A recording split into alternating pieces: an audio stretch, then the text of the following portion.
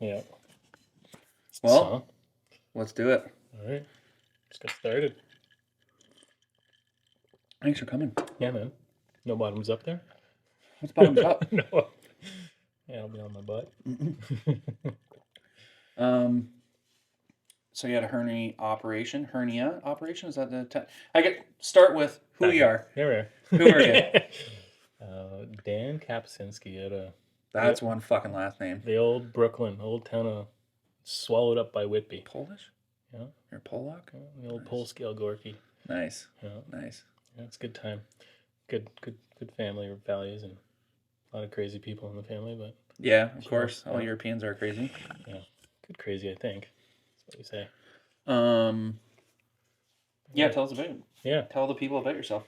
Should we look at the camera or how does that work? No, you don't have to look at the camera. No. It's pretty natural. It's just like you or I having a conversation. Yeah, so raised two parents, both teachers, family of 5, 2 boys and a girl, and just living on a little bit of property, just kind of living the dream, right? Now that you get older, you realize that was the dream, and you really hope that you can kind of recreate some of that stuff. But yeah, just how many acres? 10 acres as a kid, and my wife also came from 10 acres, so moving forward, we definitely had our eyes set on property and trying to recreate that lifestyle we had as kids. And you're happy with it? Very happy. Big change from North Oshawa? Yeah, well, I mean, you got to have your stepping stones, right? So it's like we ended up, I don't know, we had to buy where it was cheap and where we saw value growing, and we knew the stigma around the OUIT campus, and people didn't want to live around there at the time because they're like, it's all student housing, and you knew the city was going to get involved because there was too much equity in people's houses to, not make it be, a good go of it. You can't have people losing their investments. It'd be all over the papers, and it's a lot of money. So they stepped in and we bought, and then property values got up and we got out. But before that happened, man, North Oshawa took a turn.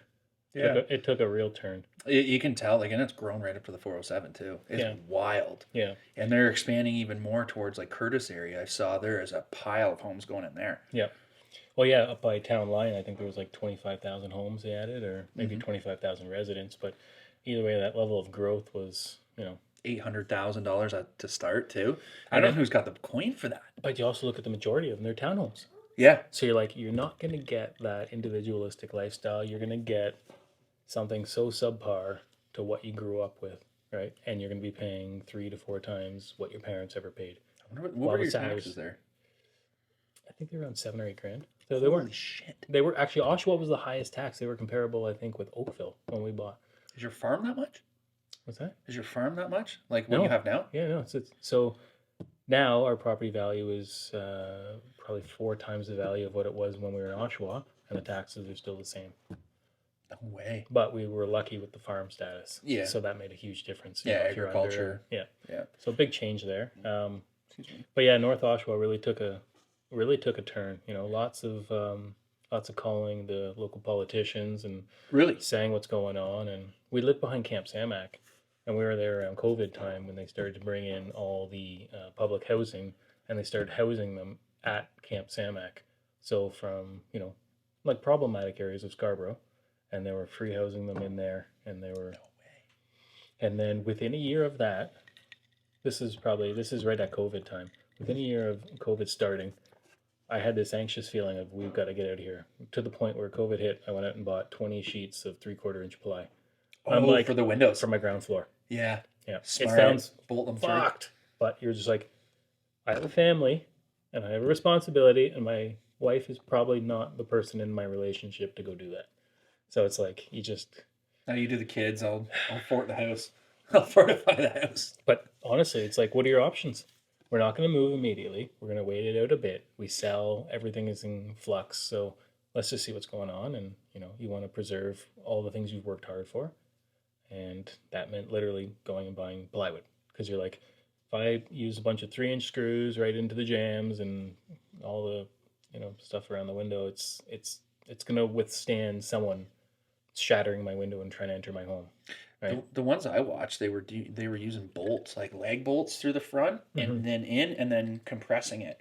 So it was like So it was easy to come on and off for you, but it's hard for the person to try to pry it because there's like, you can't take screws, you can't do anything. I was just going to leave it until until Yeah. the police solved the problem, right? And I was just like, but it didn't end up. Then you realized the police weren't coming, firefighters weren't coming, the ambulance wasn't coming. They didn't tell you that. There were so many things that went wrong with North Oshawa, in my opinion. It's like there was this massive, there was a massive apartment building that was right just south of the Ultramar on Simcoe. Yep.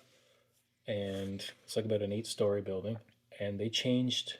So it was a rental unit, and they changed the rental rate from a monthly rental down to a weekly rental.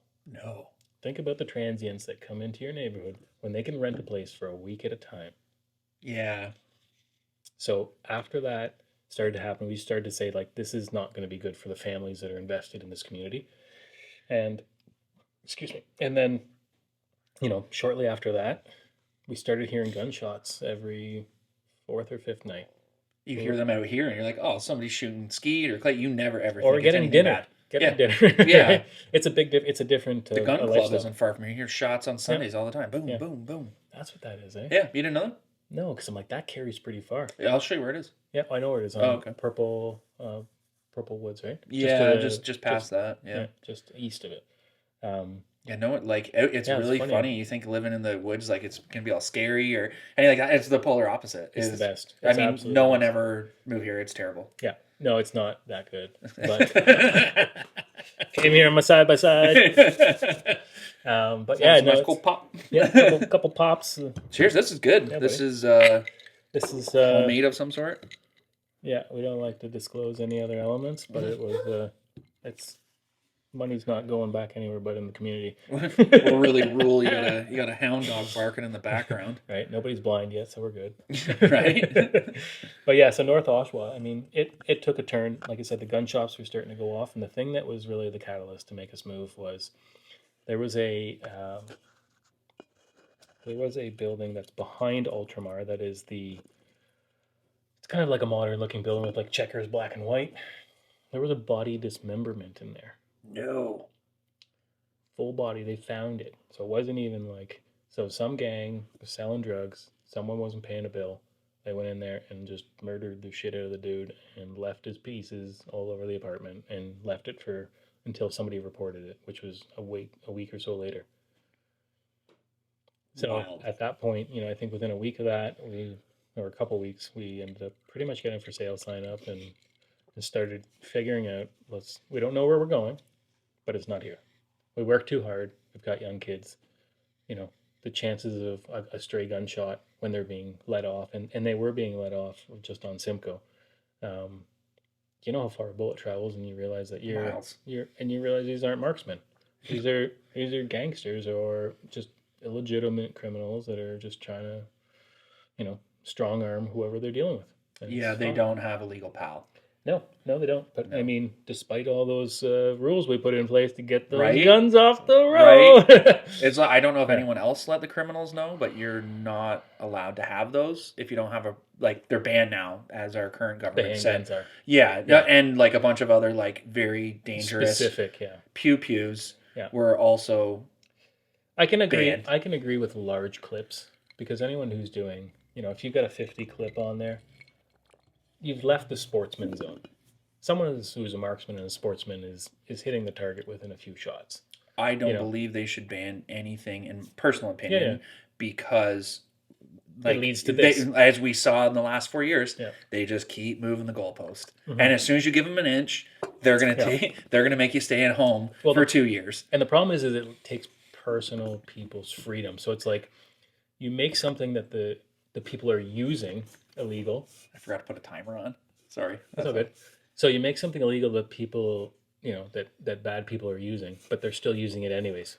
But now someone who wants to protect themselves with a similar, so it's like, I make rocks illegal, but you're still carrying rocks. I want to carry a rock in case you come to me with a rock, and I need to defend myself with a rock. You can't protect yourself in Canada with a rock, though. No, You're not allowed to do that whatsoever. Yeah. It's a big no-no. And I mean, we got political really quick here, and I I'm going to know. add to it. Yeah, but... we gotta. Yeah, right. I'm like, that's a deep tunnel. We can just, it's like it's a black hole, and it has nothing positive to be talked about. We won't glaze people's eyes over I know. right off the bat. We'll leave that till the end once we've Yeah. had a few more Yeah. soda pops, right? But right, slippery slope. Okay, so We'll put the KY on the slide. we can go into the your city life Yeah. versus country life. So what is your yeah. what So, are your like, pros about it here? Yeah, Like so that was segue into my it. first, up until I went to university and college, we were living on 10 acres at Ivy which is- Leaguer here. Whoa. But no, that's another topic, right? Like just the fucking education system. Oh my God. But just, before we went out there, grew up on 10 acres, living in bliss, my memories of just, smelling a tomato. Like I still can smell that from when I was a kid. The picking vine. them. Yeah, I can still smell it Right. picking them with my mom Yeah. in the garden. And it's like, my mom's still around, dad's gone. But, those are memories that are just so, as you go and you grow, you've traveled around, you've seen the world, and you're like, these are the best parts of life. Mm-hmm. Family, just having this autonomy and nature, and having time to do it. And that's another topic. Oh my God, just the removal of our time, just to make us I'm angry, learning that slowly. just to make all married couples at ends because they're not together anymore. They're just forced into the deep end of just trying to make it come together. Well, they can't because the costs are too high. And it's just like, you're going to have like 12% of people making it through marriage. I'm like, I've got 4 or 5 good friends that are going through divorces right now. All good people, very passionate people, but dealing with this, right? And it's They don't need added pressure what they're already dealing with. it's there was a fire burning and the government threw gas in it, right? They threw it from far away. They still keep going with it. It just never stops. And it sounds like I hate to be like a broken record or complain or pause, No, but it's that's what I mean. Anything that's like, government come related, on, I know. like, That's why when we're talking about stuff, I'm like, I almost don't even want to talk about anything government because it's going to totally get you torque. But it's also just going to set a tone for this thing that we're talking about right now, and it's like, but that's real. Yeah. And it's like, who's talking about this stuff? But We dabble in it so far with the 2 guys I've had on, but like our conversations we have in this garage in general, that was the whole point behind the whole podcast thing, Yeah. or having these garage conversations, because this is what guys talk about and girls too. I'm not like, I've had very intellectual conversations with females in here as well, about broad things, and the conversation goes here and then goes there, and it's like it's just like everyday people talking about stuff, you know what I mean? But it's like it's real because it's not coming from somebody who's got a trust fund that is out of touch with absolutely everything. I mean, like they're carrying big mortgages. They're grinding hard. They're anyone that's here, like this is relatable. I'm not. We're talking about not going out for dinner because we don't have enough money this week. Or you say fuck it, and I'm going to put it on the credit card because who cares? Like live now and pay for it tomorrow. Really, I know. There's a fine line in there, and like I don't know. It's a tough balance to have, right? Because you want to live your life because you're not going to be here forever, especially with the way things are going. And that's the shitty part about raising a family. It's like it's terrifying. And all how do you ensure safety? You get away from the masses that aren't like you. Yeah. And that's it in a nutshell. Move to this town. Oh my gosh, I don't want to leave. Right? Like people are just trading houses within the town. Right. They're just like, I'll get a bigger, better house, whatever it is. And you've got the best house, I think, of the whole town because you've got the only not the best house. Well, it depends. That's my wife. We have a 200-year-old establishment. It's been built on 3 or 4 times. And it's a meandering facade of just a small farmer's dreams. And I love to think that because it's like there's been 3 or 4 families that have lived their whole lives at that place, just doing what they knew and doing what they knew was right for their family.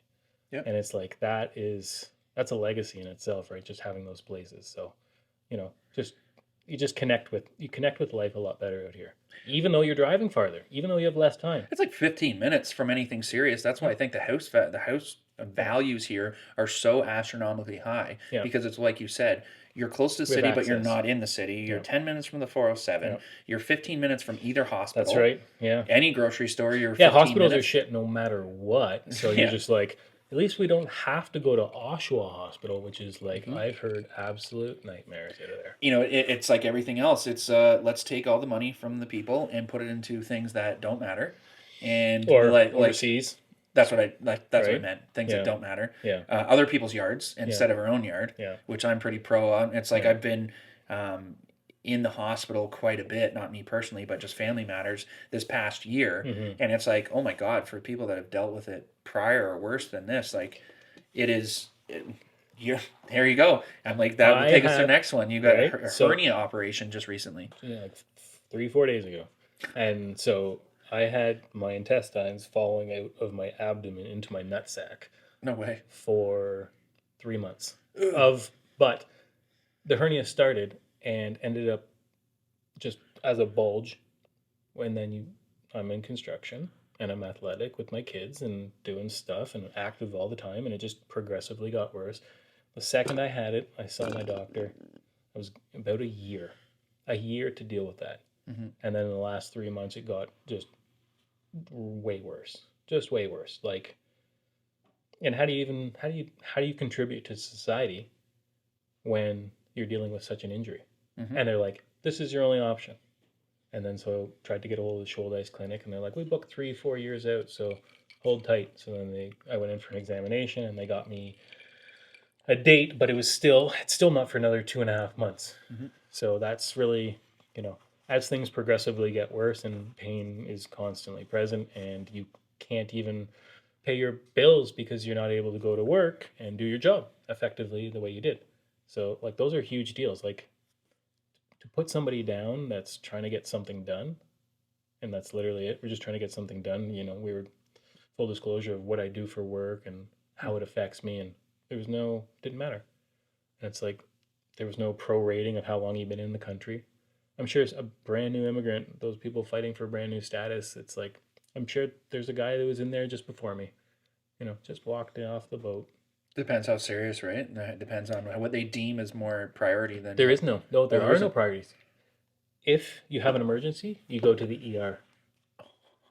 That's it. When something comes catastrophic, your intestines have been ruptured inside and you're having sepsis, you're about to die, you can go to the ER and they'll fix you. But if they don't deem it that, they're going to send you right back home. And they're going to ask you if you have an appointment. They'll set you up with the surgeon. And you'll go right back through the whole process again. And that is our healthcare system. And that is obnoxious. It is wild learning this. And I don't know who else doesn't know this or whatever. But your medical records are not like a police record. It's not like it follows you everywhere. This group of hospitals can talk with other group of hospitals, but they don't always they don't share the same information. So your general practitioner can share, but it's not like a database like your Facebook profile. Yeah, they don't know. They had my old address from like 7 years ago. And so the day before my surgery, they'd get me my pre-op. The day before March break, they're like, "Oh, we're so glad we got a hold of you." And I'm like, "My number's on file." They're like, "Well, you got a pre-op on Monday." And I'm like, "It's Friday of March break." They're like, and I'm like, and imagine I was booked a trip with my family and missed my pre-op, and now I can't go to my thing, and I'm like, surgery that I need. Yeah, this is crazy, right? So it's like for the amount of money that's dumped into it, it's unacceptable. And the technological age that we live in. Yeah, let's be honest about that. Yeah, I'm running this whole thing off of something I learned on YouTube like 4 months ago. Yeah, so you're as professional as the hospital. Yeah, we got the anesthetic right here. It baffled me, and it's like everyone, and you'll hear people say, or I'm sure people will be sitting there watching it and being like, they're like, well, you're lucky to have it. And I'm like, well, define lucky, because we pay a lot of money. Yeah, I say in hindsight, if it was privatized, but I say in hindsight, I would now with all this clarity after a full year, if someone said, okay, we've got a private guy here, he's a surgeon, he's got a home office, but check his ratings, he's good. I would all day would have spent, I don't make more than 100K, a little over, but I mean, that's just average these days. I'm like, I would have spent. You're lying. You only make 50. That's before expenses. I have a lot of expenses. We'll bleep that out. Don't worry. But if someone said, I've got some options, this one is out of pocket. It's $7,000. In a heartbeat right now, I would have paid it. I would have paid it to just be done with this a year ago before it got bad. It would have been an easier surgery. Maybe it was $5,000. Yeah. But either way, it was a 92-minute surgery. And for $5,000, if that dude had an assistant, that dude's making bank and he's having a great time. And he would love that option to be present for him. He's probably got a 5,000 square foot home. What's a small OR? He's got to have an anesthesiologist there with him. He's got to have, it's like running a dentist's office. He's got to have one doctor there. It's like, split it up. Those dudes are making $2 or $3 grand. They can do 7 or 8 of those in a day. And I'm like, that is such a better option. And it's like, our system is getting overloaded and overrun. And I mean, the fact is we haven't had any new hospitals built in forever. Well, they closed down Minden, and then they're shipping everybody to We have a cottage there. That's part of the reason my mom wants to sell our cottage. It was my mom's and dad's, like, they bought like a 100-year-old cottage up there. I ended up tearing it down and building it, redid the whole thing. And we're like, this is going to be it. We got a hospital. It's 15 minutes away. This is going to be perfect. They're like, they had doctor's signs. No one's filling it. They're like, we don't even have people to operate out of this place. So it was it's just the healthcare system is, and I mean, my wife works in the healthcare system too. And, not to get into it because that's her right and all that stuff. But it's, no one's happy. No one. Good to come on. What'd she do? No one is happy. I don't know. Maybe not through her college rights, but either way, she's no one that she knows is like, this is a great job. I'm so happy I went and got my master's degree so I can do this specific job. I'm making a difference. Well, you know what? They love what they do. They hate the bureaucracy behind it. And the people that run it know that. They have more managers than they do employees. So what does that say about treatment? What does that say? It kind of sounds like school boards. It's weird. It's like no boots on the ground. Lots of boots up in the office. So it's anyways, the healthcare system is, I don't believe it's getting any better, and they're not really making any earmarked promises to show that they've acknowledged the situation that we're in. Mm-hmm. And then add to the topic that, the boomers are getting older. It's like, as you get older, you don't have less problems. I'll just tell you that for sure. I'll let you know that one. They kind of like, and it's like a big government harp, and I know everyone does it, and blah, blah, blah. It's opinion-based, and it's like anyone's free to come on here and give their same opinion in the opposite angle what I'm saying or what you or I are saying. Yeah. But it's like everything seems reactive instead of proactive. For sure. But that's the majority of, overrun facilities. When you're overrun, it's like when your house is dirty, you're overrun. When there's stuff all over the house and everything's unkept, because when you have time, like when I've been off this week, I've been going around like a ninja. I'm just like, what can I do that's less? So I can only do. Are you like Chris Rock in Grown Ups where you come home and dinner's done and you've got. I did that tonight. And I did laundry, did all the sheets on the bed, but like slowly, and made the kids breakfast this morning, and just like. Is Tara gonna grievance you for taking her pink jobs? We just use a black and white light. Now we don't even know it's pink and blue anymore. Do it. She's putting firewood on in the morning. She's like, gives me the look. I'm like, sweetie, you want the house to be warm tonight? Gotta put a couple logs on. Daddy's been doing this for 1,000 days. Yeah, and your furnace is outside. Like, that's sweet. I love that. Yeah, it's nice. How much, like we were saying in the beginning of this, I know we're going to rant about healthcare, but it's like, well, that's how our minds work. I think that's why we can sit and talk till like 4 a.m. just baked. Yeah. But living in, what are your comparisons to living in the city to living in the country? What do you like versus hate? What do you? I mean, you have to. And this is a part that, as you will experience, it is a lot. It is more difficult when your kids are super young because to live in the country or city. To live in the country, yeah. Because when they're super young, because up until the age of about 3, you have a lot of needs. A lot of stuff is brand new. You don't really know what is what, but you're very concerned about your situation. And you got an ear infection in your 1-year-old kid, and they're screaming all night. You're going to the hospital. You're going to Shoppers. Your kids are in daycare. Your kids are sick every week. You're going to get prescriptions. You're going to see the doctor, and it's like you're just constantly going there. Well, I'm like, I say that now, but I'm like, 7 days a week we're driving somewhere for the kids for sports. But back then it's all brand new. The shock value is there. And everything is very serious. You miss sports, not a big deal. You miss a doctor's appointment because your kid's eardrums burst, big deal. So, that's the difference there. I think, it's a lot easier when you're in the city, and I think that's the attractiveness. And it's like people realize that time is a variable they can't control. So to that fact, living in the city, every transition is less. You come out here, it's a little longer, but you can do way more fun shit. Juice is well worth the squeeze. Yeah. Right? It's probably like, 20 acres? Just under. And it's just, go out and play. Like, they never have to leave the yard. I know. I just went out, I'm just in my recoup stage, and I went out 2 times today and did just through the meadows and over the hills, like about 3K of just walking. Oh, that was just a walk. Yeah, I was just walking. I need to exercise to They make say stuff move around but yeah, it is a slice of heaven, right? Just having the space and but again, you can have all that, but you need the time.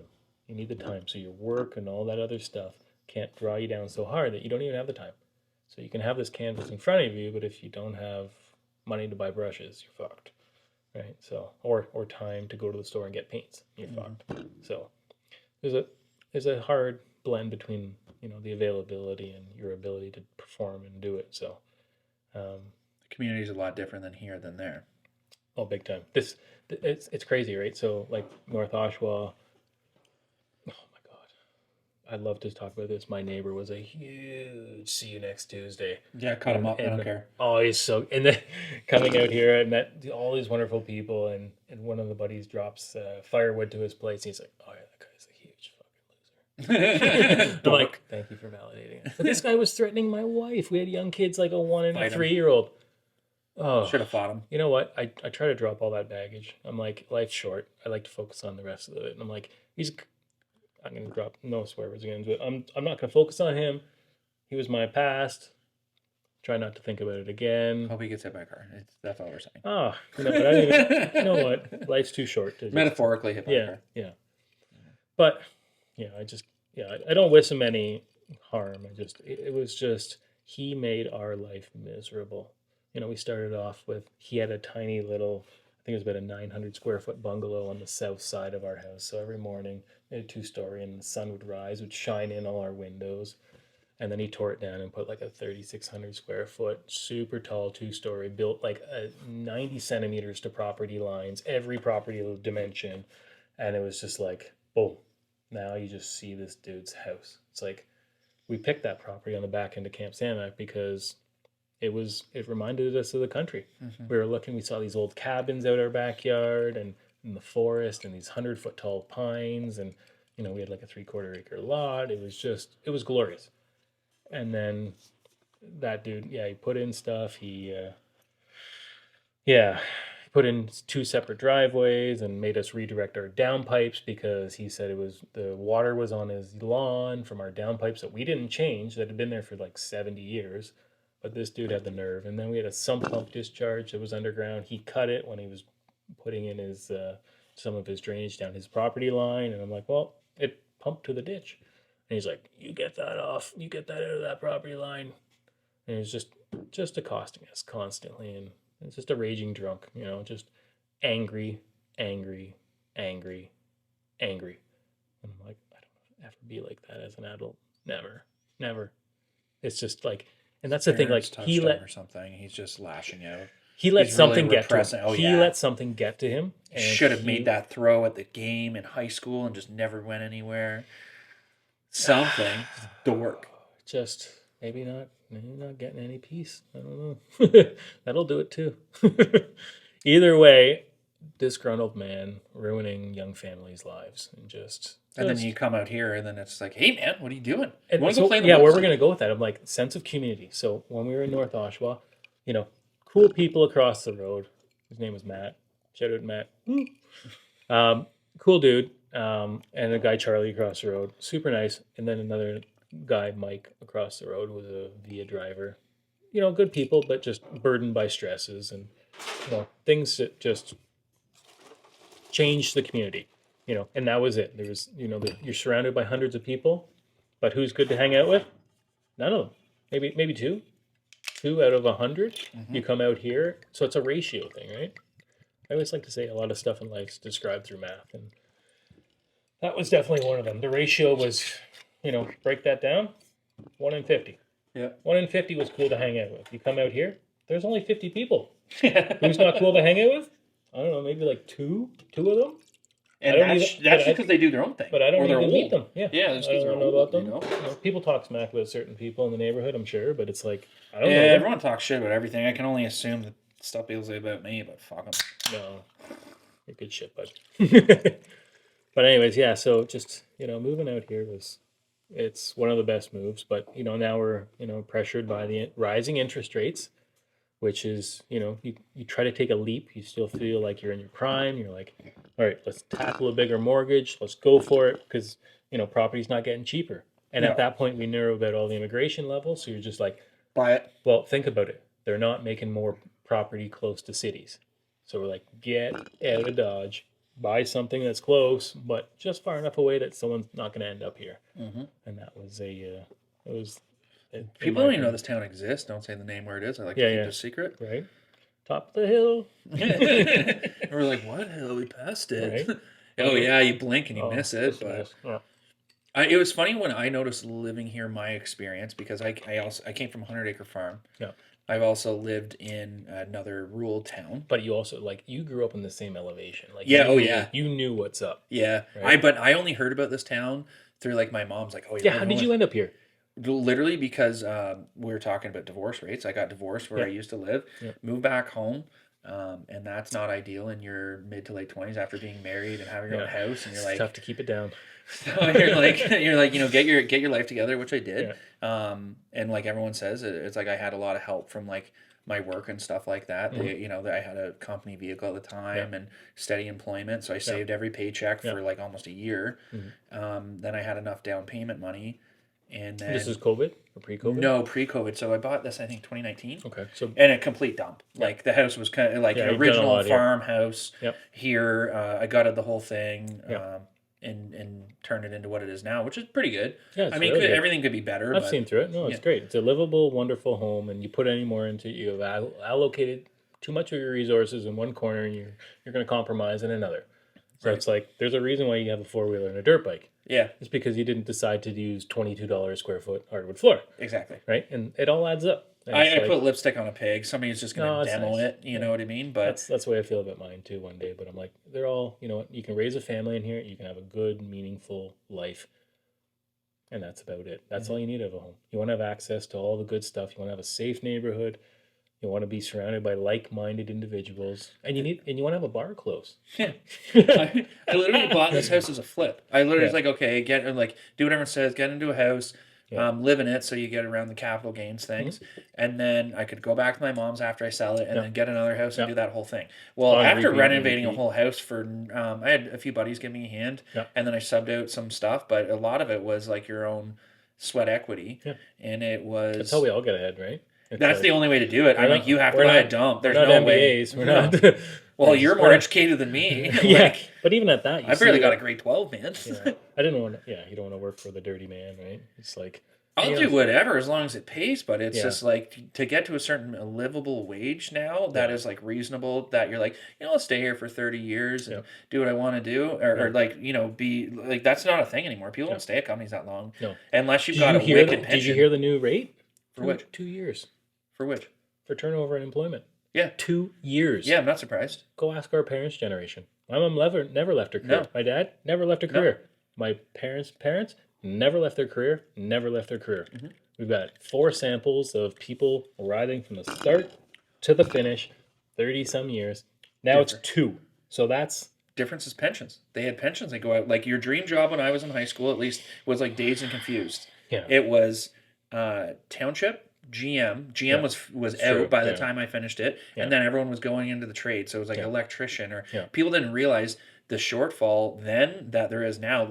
They're dying for people in trades, which I say, but nobody wants to do it. Immigrants in it. That was the new announcement this morning of immigration, and they're still keeping it high if you're a trade, but not if you don't preserve anything for our communities. I'm like, where the fuck was that before? But why would we want freeloaders? Just because they're numbers. I don't care that we're not reproducing as much. Fucking AI is coming in real hard, and it's going to replace a bunch of our jobs. We don't need numbers. Let's let the locals demographic reproduce as much as they do, and then we'll implement AI to pick up the balance of it. And it's that's a successful community.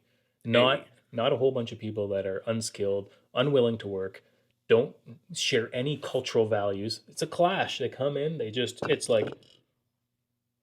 that's nuts. That's nuts. You're forcing people to be... You know what? I see so much racist stuff. I'm not racist. But I like to observe situations in groups of people. And sometimes it ends up... The story sometimes tells itself. Right? Sometimes it does. But it's all, it's all based on how much, income the household has. That's the bottom line number. If the household income is below a certain level, crime seeds its way in. White, black, brown, Chinese, it doesn't matter. You know, Chinese will do it through, some cyber zone, or because they're inherently much smarter than most other people, and Indian people will work really hard, and like they're harder working than any other white person, but they have a different ethic than most white people, and it's tough to fade in the balance of the new generation as you make your way through. And it's and they make classes, and people get called racist, but they're just not using their words correctly. They're observing things, but they're just not saying it the way that it should be said, to say that this is a qualified observation. Yeah. Right? And everyone just goes instinct they're racist. No, like, and they're going to lose the whole meaning of the word. Yeah. Right. Well, racist is somebody that talks about a race, period. Or somebody that thinks that their race is more superior. Yep. And it's like, well, technically, then every race would be racist. Makes a comparison based on any form of race. Right? And it's like, how do you separate observations from racism? Yeah, or obvious, just like patterns, and you're like... Yeah, it's like we're observing from all different spectrums, from people down on the street, from travel to media and it's like, from schools, and it's like, yeah, it's an interesting future to see where we'll end up. I'm terrified with having children come into the world, but it's like I'm very proud of the more homeschool thing, and it's not individual, but it's like group schools that a lot of people, that people have like during COVID have like, we don't agree with whatever crap that government is like controlling, and it's like, we're going to do our own thing, and it's like it's almost like you don't want people to be like self-sufficient in any way, because then you've got like an issue, and it's just like, oh my god, it's like you're still taking our taxes, you're still having to pay for the education system, and then you're paying extra so that your kid's not a part of that. And it's like, I fully support that, because whatever values, like, you don't have to share the same values or thoughts or likes of everyone else. That's the whole point of, everyone's an individual, and you have to respect everyone's rights unless it goes against the narrative, and then you're like, now you're a problem, and it's like, okay, that's contradicting. If you don't see that, then you're just blind. It's an interesting thing too, like that education system, because it's like, even what they're teaching our kids in schools. My kids went through COVID. We joke. The education during COVID was a joke. Okay, Lee, imagine having young kids, like 1 and 3, or no, we're at COVID, we were like maybe 4 and 7. So imagine having young kids where they're entering the educational system. They're like, teach them from home. And then they're like, who's teaching them from home? Oh, one of you, mom or dad. And you're like, so now we're on a single salary, because I just can't leave. I don't know what your thoughts were here, but how was this going to work? How are my kids at home on tech, but they don't know tech? It's going to be done through passwords and logins, and you're like, portals, Zoom, Skype. So now A or B, mom or dad's at home. You're going to make a choice. Generally, who makes the lots of fights, because mom doesn't want to lose her career, because she just had kids and did that whole hardship. And she had to make that struggle to have the issues with her workplace. It's already hard enough with females in workplaces. And then they do this. And then the government pushes us into 2 working people in a household. Not a fucking chance are we like the 60s GM, where you can have a cottage and, mortgage-free home in 12 years. 2 new cars, not cars, not 2 cars. 2 new cars, right? Yeah. And it's like, when did all that stuff go? It's like, it's a pressure cooker. And unfortunately, I don't. How do you feel like, this is like a sidebar conversation, but like, how do you... They're all sidebars. This is the bar on the bar on the bar.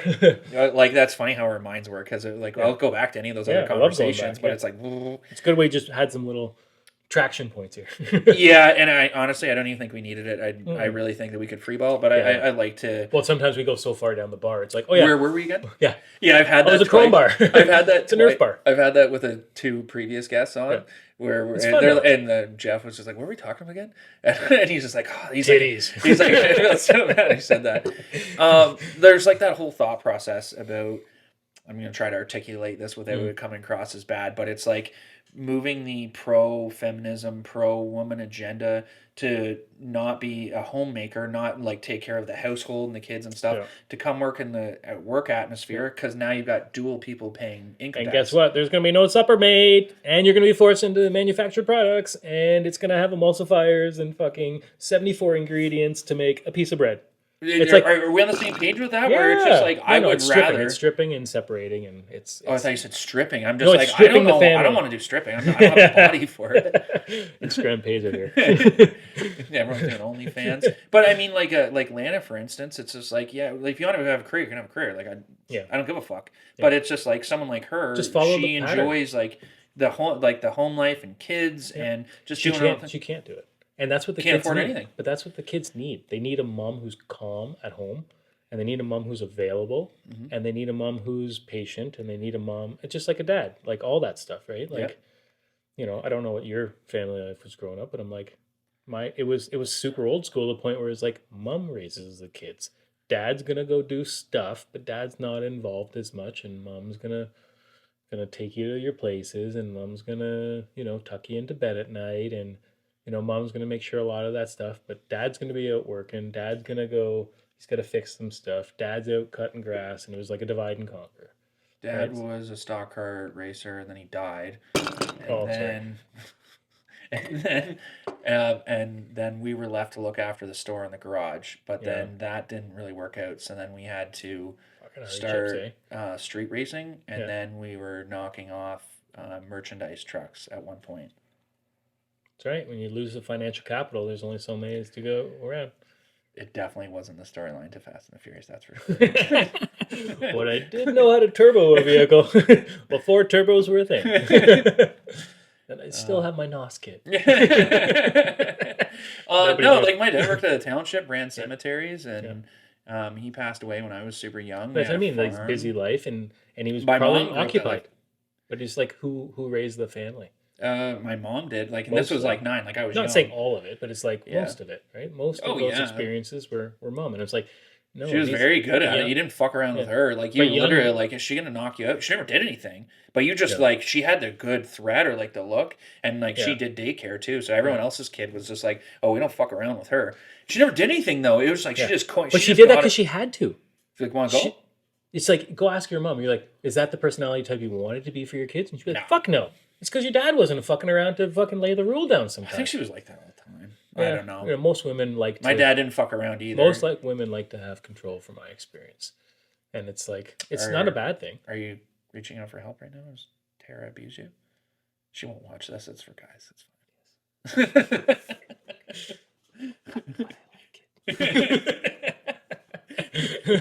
Oh yeah, she's a wild one, eh? I watching her. I remember doing wheelies over fire with a golf cart when you guys kind of first moved in, and like, are you guys serious? What a babe! What a babe!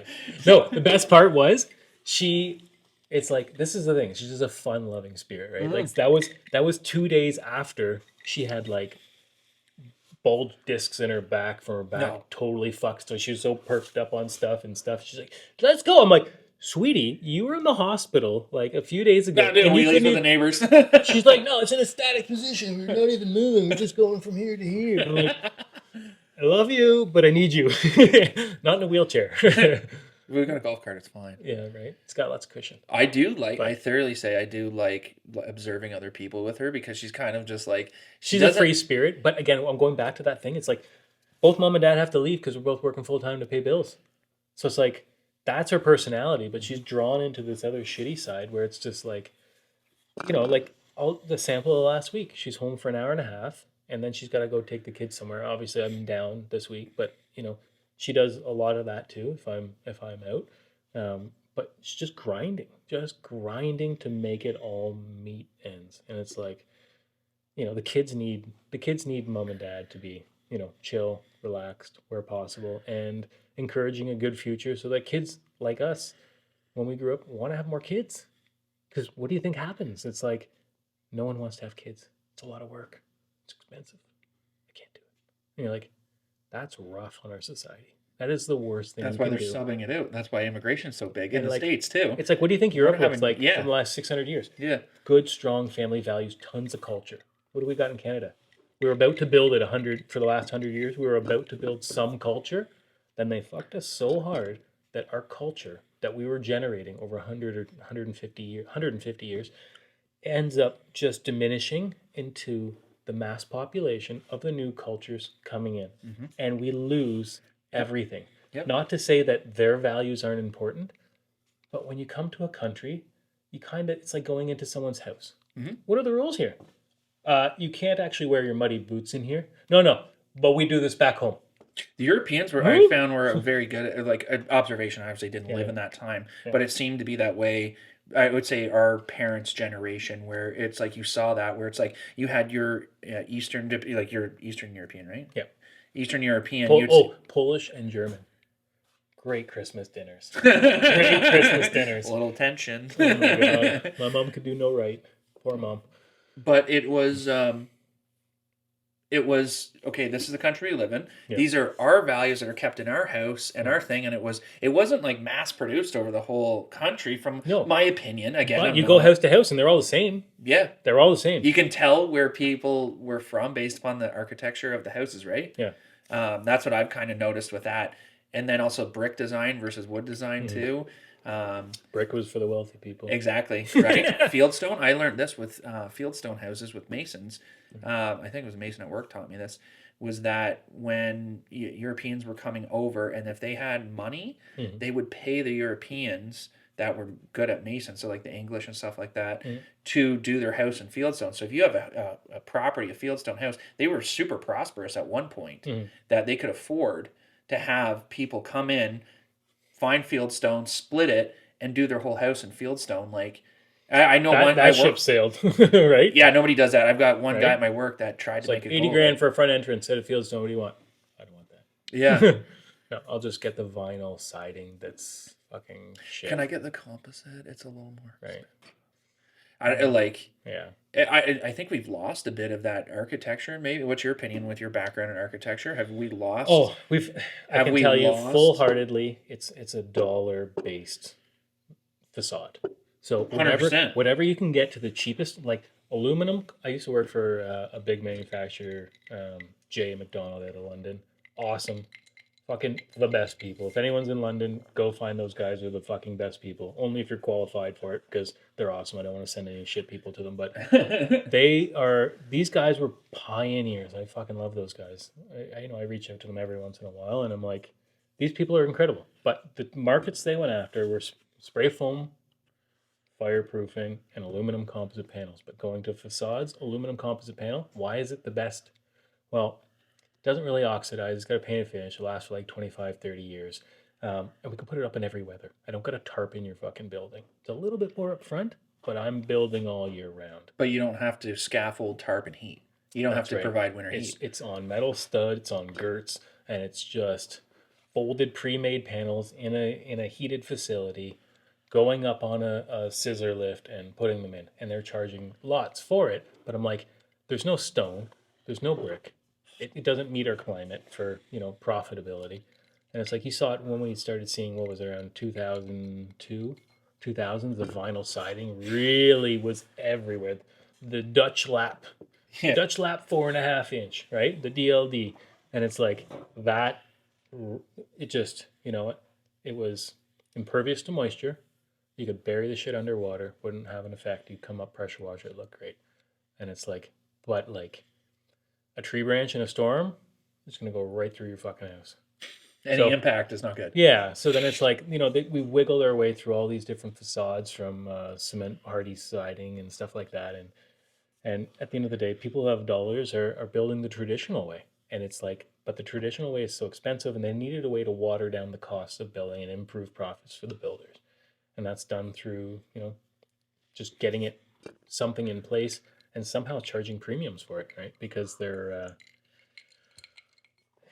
So, I mean, the facades, people with dollars, you still see some pretty nice stuff. But at the end of the day, it's like the run-of-the-mill stuff is siding. That whole tribute community in the northeast corner of Simcoe Conlin. Mm-hmm. That's the one, the Durham College campus thing. And everything in there was siding. And, I think it was a $30,000 premium per floor 20 years ago. To put brick on. So you want brick on 2 stories, it's a $40,000 premium. So it's just like, everyone's like, I don't have money. And you're like, I can't even take my kids, I can't go and travel next year. So it's like everyone was using that shitty siding that was like just your average person. Just trying to make a go of it. And it really watered down the architecture. I mean, some things came good from it. I mean, I guess everything done with proper drainage and proper ventilation can last forever. You can put a piece of OSB siding on a house if it's furred off properly and it's got just a shitty paint coating, can last for fucking like 70 years because it's ventilated. So the second it got wet, it was already being dried out. It's like as long as it wasn't submersed in water or buried below a water line, it could dry out. So it's interesting the way people, viewed profit margins against, aesthetics of buildings. And this whole green initiative is a complete joke. And I don't give a shit who listens it's to this. all marketing. It's all marketing from the government side. It's just these cons. It's a carbon tax. It's this. It's just like, how can we get a bit more money? Oh, we're gonna have LEED certification. You can be a gold, silver. And Nobody pays for that. The embodied costs to get there. Yes. How about you just build the other way and donate that money to something? Your extra $200,000 to be LEED, right? Don't you would know more gold, about LEED. Silver, bronze. You have to one of them is you have to. There's like 100 conditions, I think. Oh yeah, because it's a points based on, and the higher it is, the more LEED it is. But it's like it's just who's got the biggest dick to pay for something where you got rainwater harvesting lawyers systems. Are doing it. Yeah, right. Rainwater harvesting systems. Yeah. Then you've got minimal impact around the site. Minimal impact, but then only getting your materials within so many minutes. Yeah. And it's like, we don't have the facilities. We're not economically good at that. No, you want to build a LEED certified cottage in the middle of the Muskokas? Yeah. Please tell me where you're getting every one of those materials, not shipped to a warehouse, actually made within 20, 30 minutes of that area.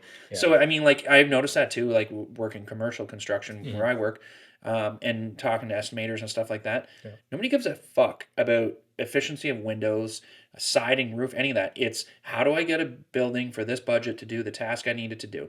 And you're like, we're tight. Obviously, you want like some sort of efficiency to it, but that is because of your dollar, not because of your carbon footprint. The reality is, people just want longevity out of their building, and they want it to look kind of nice. That's literally the two. They want it to last as long as possible, and also the operating costs need to be low. Yeah, because that's a really important part. Yep. But once you leave that, there are no real criteria that establishes a good building from a bad building. Wayfinding is probably the biggest thing. Wayfinding being how do you navigate the spaces once you get in there? And no one gives a fuck about that. And that's insane. You walk through half the buildings, you're like, I don't even get over there. Office layout. Oh, we put a Post-it note over here. Oh, go down here. Oh. And it's just like, you can't even you can't even like get to these spaces without being frustrated. And I'm like, what is going on? Like that's. And then you watch the movie The Founder? No. The McDonald's one? No, I got to though. You haven't watched that? No. Okay, that's fascinating because they explain how the first McDonald's was made, and that's literally what they did. I want something that sounds nice, like McDonald's. Isn't that what he says? When he comes up with that was the guy who came up with the name of McDonald's for McDonald's. He's being interviewed, and he says, "Oh, I like something that sounds like American and like easy to rolls off the tongue." It was they were brothers with a last name McDonald's. Okay, but they were explaining how they invented the first one, and exactly what you're saying. They made a footprint the size of this garage, and then they put it on a tennis court and drew it out, and then they enacted with their employees before they commercially built it how it would work, and it was like to flow the minimal. They did the Henry Ford theory. Smart. The minimal steps possible with the maximum output. They can put a burger out in 30 seconds. So you know that Henry Ford wasn't the first person with the assembly line, although we're all taught that. Yes. You know when it was Germany, wasn't it? I don't know who the person was, but it was based on ammunitions. Yeah. It was a munition factory. Yeah. And so he was just like, oh.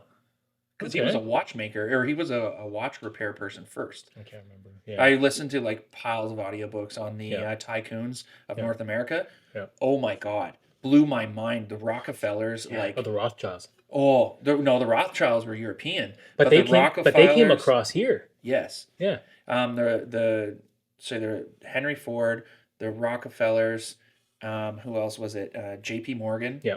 And the fucking steel guy. It's going to bother me. But Carnegie. Okay. All these people ran the fucking states. I think they still do. Do you know where their families do? Do you know the term railroaded, where that came from? No. Okay, so that came from the Rockefellers. So what would happen was or J.P. Morgan and Rockefeller. Yeah. There was like an article back in the early 20s to do with oil. Yeah. So they would control the railroads. If you look at the United States railroad system, it's a complete joke and fucked, and it makes no sense, and they're behind the times in every way. Yeah. But the term railroaded means is they would fuck up your shipments where stuff goes to control the market. You control everything, right? Exactly. You control the transportation. Yeah. He never owned... That's like the Suez Canal or whatever they did, right? They're like, there's a ship sideways. Exactly. Don't know what happened. It's stuck. She deep. They would... J.D. Rockefeller never, ever owned... Or John D. Rockefeller never owned... Well, I shouldn't say never owned the wells, but he never went for the wells. He went for the refinery. Oil means nothing if you can't refine it. And then he would drop... He just grab the choke point, right? He's such a prick. Yeah. He would drop the price so low and lose money on his end to bankrupt your ass. I was going to say. And then buy your ass out. But he knew that there was what's called an average. And he knows he can cut through it and remove the competition. And now he can spike and he can gradually climb. Monopolization was because of him as well, where there's an anti-monopolization. Did he start Monopoly, the game? I think it was definitely after. It had something to do with them, the person that invented the game. Yeah. But because he monopolized the oil market, the government stepped in and made him divide it into all these companies. So it just went back. He still owned all the shit. He still controlled everything. It was fascinating how he taught his kids where everything his kids did in the house had a value to it. So it's like if they wanted money or wanted to do something, then it was like, oh, go clean the rugs. That's worth so many cents to me. So it's like they would actually have to do that. So what they said, and I guess it's like an audiobook, so I don't fucking know. But they were just explaining on how all these, and these people were all under 30 when they were technically now 100 millionaires or almost billionaires. So young. He started as a bookkeeper for a local, it's still John D., as a bookkeeper for goods and commodities in the town that he worked in. His dad was a fucking snake oil salesman. He was a crook who died in Canada. Right. Would you trade all the money in the world to fuck over people on a repeat? It's like, what type of an asshole are you to fuck over families and workers and stuff like that? Like honest, hardworking people, just so you can sit on the top of the fucking ice cream. It's like, that is the most unscrupulous fucking lifestyle ever. They always turn into philanthropists. Yeah, there it is. Can't say it. They always turn into that too. To, like maybe they're trying to like save their souls. Only when they have all the time in the world. But then that still is manipulation because it's like, oh, you're going to donate to a bunch of hospitals. Yeah. Look how embedded the hospital system is with oil products. But wasn't it? Was it Rockefeller who started the American Medical Association? I shouldn't say yes so confidently. I don't have somebody to fact check this shit. But I'm pretty sure, and he was the dude who really started all the pharmaceuticals. Funded it. Yeah, because they're all made from petroleum. All the early stuff. And he's like, I'm getting back. I can cure the people. I can make them sick. I can do this. I can... It would make sense why he would have such an agenda against any naturopaths or any stuff like that. Because his dad was a con artist that would peddle that shit to people. But then he started his own education system too. I'm pretty believe. I think so too. Yeah, because he said, I can't have workers going to work if their kids don't have a place to go. What are we going to call it? Yeah, school.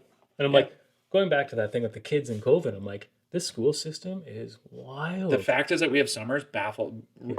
It hurts my mind. Like, no one's going to farm. Why do they need breaks? And it's like, oh, well, we're teaching kids about transgender, and in China, they're learning quantum physics. And it's like, cool. We got a good history here. We got a good future coming. It just doesn't make any sense to me. You got to piss? Yeah. Okay. Yeah. We'll pause it. We'll come back. But yeah, oh my God. And we're back. And we're back. Education, I think we're leading into. Yeah. So, oh wow. Yeah. I mean, you kind of, as you kind of get in that rhythm of that's the only way you're going to be successful is get yourself a good college education under your belt. And if your marks are there, get yourself a university education. And that's going to be the only way you're going to succeed and afford a house and raise a family. You're like, hopefully your parents saved money for that shit because education ain't cheap. Didn't either. Yeah, that's a business. Yeah. I never went to any post-secondary. Yeah, I did like driver's training or like logistics, like trucking shit. Yeah, but there's not a college degree in that I know of.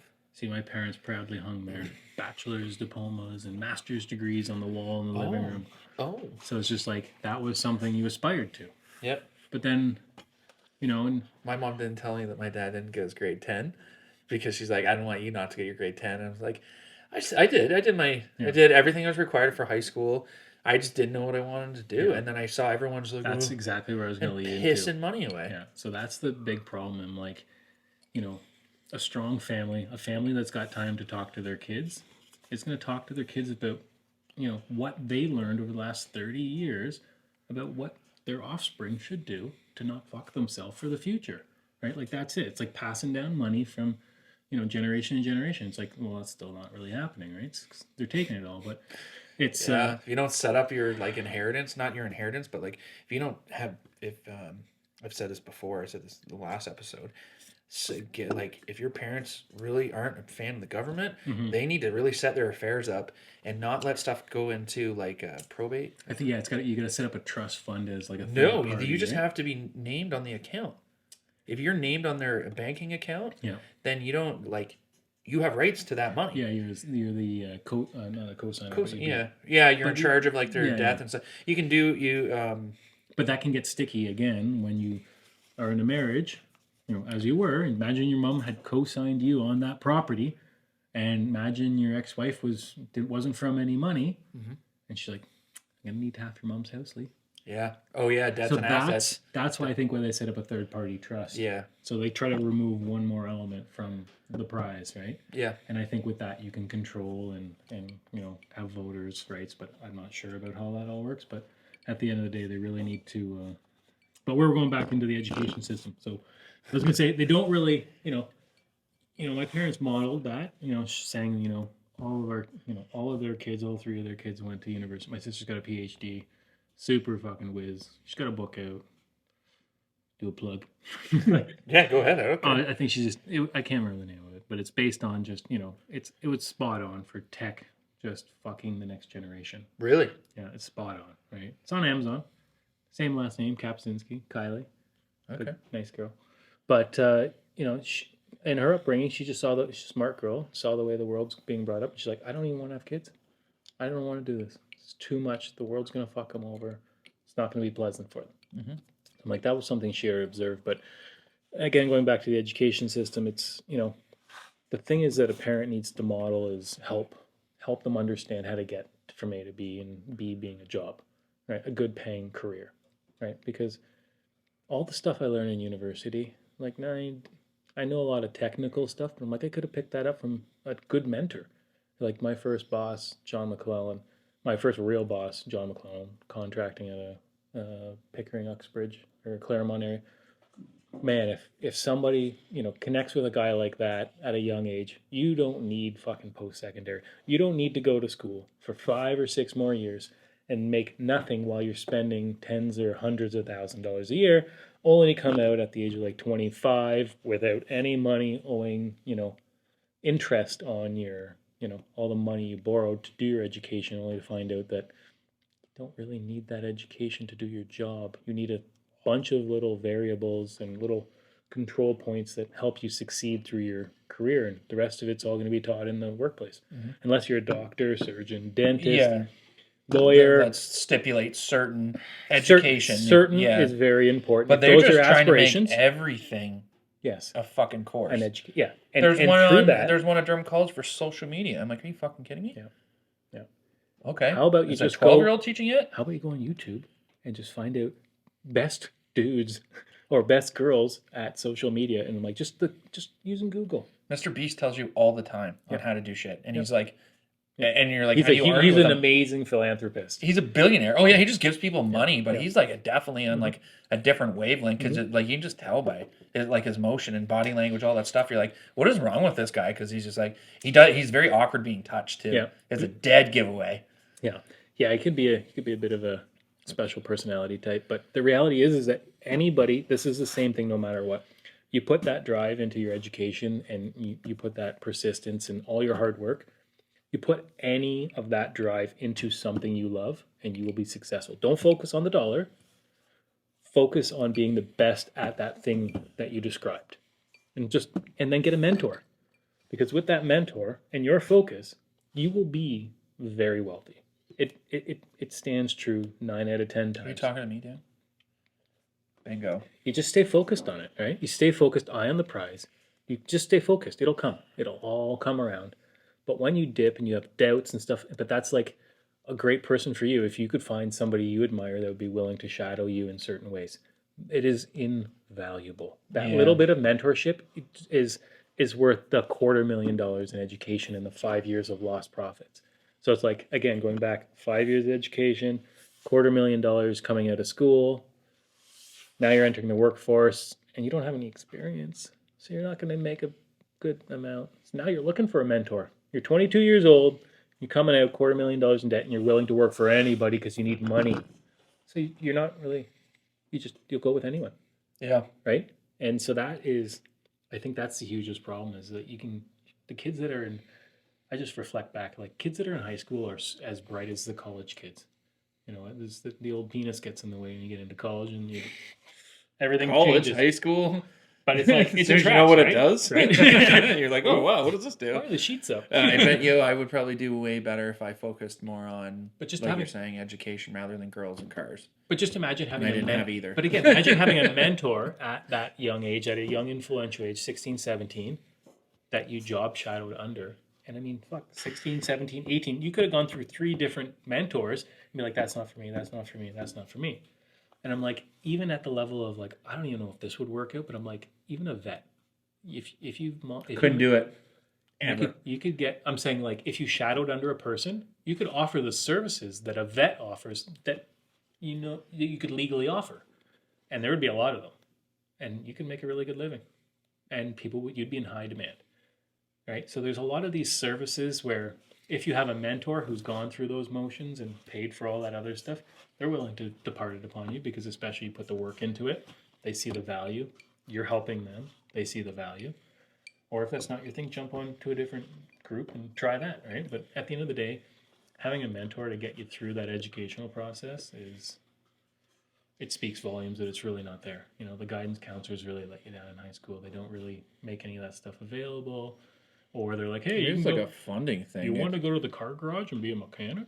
It's like, that was the one maybe where you could be self-employed.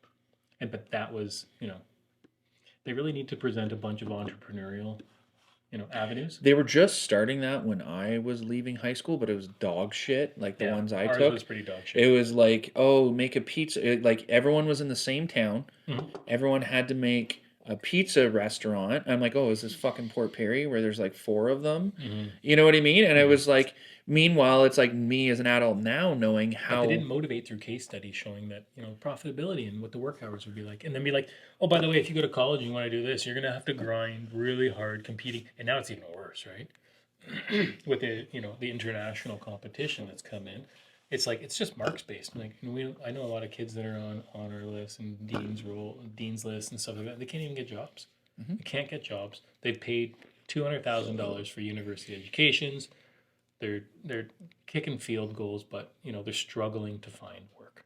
And it's like, and they want jobs. They're thinking they're getting 150 grand to start. Like, no, you're getting 30, not 30. That's like super low. You're getting like 50,000. Yeah, I was gonna say 45 to 50. Yeah, and they're like, but my schooling costs more than this in a year. You're like, welcome to the real world. Congratulations. Unless your parents hook you up, or unless you get picked off by a Fortune 500, you are. Unless you're a prodigy, right? It's like that's where the education system really fucks up people. It's like there's so many profitable trades out there. If someone made a booklet of them the same way they had a university campus fucking catalog, and then told you about all the things, talked to you about 1, 3, 5, 7, 9, 20 years where you can be, what in that eternal steps, what you might have to risk to get there, and you know what I mean? Like, you can pretty much just chart it out in a book how you're going to get there. Especially with all the internet too. Like, there's so much education. I built a cottage when I was 22, 23, full cottage, demoed the whole thing and built a whole custom 1,100 square foot cathedral ceiling, slate fireplace. There was a waterfall inside the bathroom, like just crazy shit. I'm like, I did that when I was like that young. And I'm just like, of course, these kids are capable. They're full of piss and vinegar. I learned half the shit off of YouTube. I had a bit of formal education through college, but only to like wet my tongue to say, oh, I know I can do this. I'm like, just the basic things. But I mean, all of that could have been really easily established by a mentor and a couple books of illustrated books. Be like, oh yeah, these are the principles of how you how you build a house. It needs a footing at the base. It's got to be on a solid substrate. Native soil, footing, twice the thickness of a foundation wall. It's going to come up about 8 inches above grade so the snow doesn't get it. You need a plate so that the moisture doesn't drive into your wood stud wall. Other than that, it's 16-inch on center. Great, we changed from 2x4 to 2x6, but the code is fucking the same. And that is a fucking house. I mean, you can be a custom home builder on this little description I mentioned right here. I mean, obviously there's permits and things like that and zoning and stuff like that, but you can go to the town hall and figure that all out in a day. And at that stage, you can advertise as a custom home builder. You can go to Home Hardware and get all the building plans already done. You could, and if you don't want to do it, know how to divvy out the jobs. Either way, that's a career. Now you're a contractor. Now you're just like, you know what? And guess what? You're making 6 figures first year. And if not, or making 40 grand, who cares? You got nothing to lose. You're still living at home and you're 17, But you mentored under a guy and you can do it with reasonable confidence. So you started off building pool sheds and you start off just kicking field goals. You have all the time in the world. You got all the time in the world, no responsibilities. Mm-hmm. Instead, they kick you out at 22, make you feel like you got to work for the man. You got to get a job right away because you have so much money, And then, it's get in line. You're just going to be part of a competitive work environment where everyone's trying to get what you're trying to get. Oh, right. And people kind of like... That's what's about unscrupulous, right? Would you trade all the money in the world to fuck a whole bunch of people over repeatedly underneath you? And the answer is no, because you'll get there no matter what. You get there with some work ethic, but you won't get there by, you won't get there you won't get there and feel good about yourself by ruining people's lives on your way up to the top. I feel bad for Lana because it's like she truly thought when we first got together, I mean, it would seem like a negative dick but I'm like, I'm not being negative, I'm being realistic because of having that same mindset just because I'm older. Mm-hmm. And it was like, I'm older and you are older. I'm older. But it's just like, you've been burned so many times. You think everyone's genuine or honest and no, everyone has an agenda. Yeah. That's why I feel about the government. Climb. Every government, not just ours, is any government in general. You've got it's sociology. Well, they don't physically do anything. They have to make money out of fucking ruining something. Yeah. Like they're not hammering nails and selling something to a customer. They're like, we came up with this idea. Oh, you want to buy it? But they're not actually doing anything. Someone else is doing it. Mm-hmm. So it's I always find that interesting about people who don't physically, do anything. Yeah, but I do respect both, right? Like it's like saying, let's use politicians for whatever it is, management of some sort, because I've done both fields. Management's important. 100%, but not too much, and that's where it gets run away, right? And that's why all the cuts come down, and you're like, of course, you had way too many managers. AI every person could have been accountable, and that's building a strong economy is through that, right? Not through.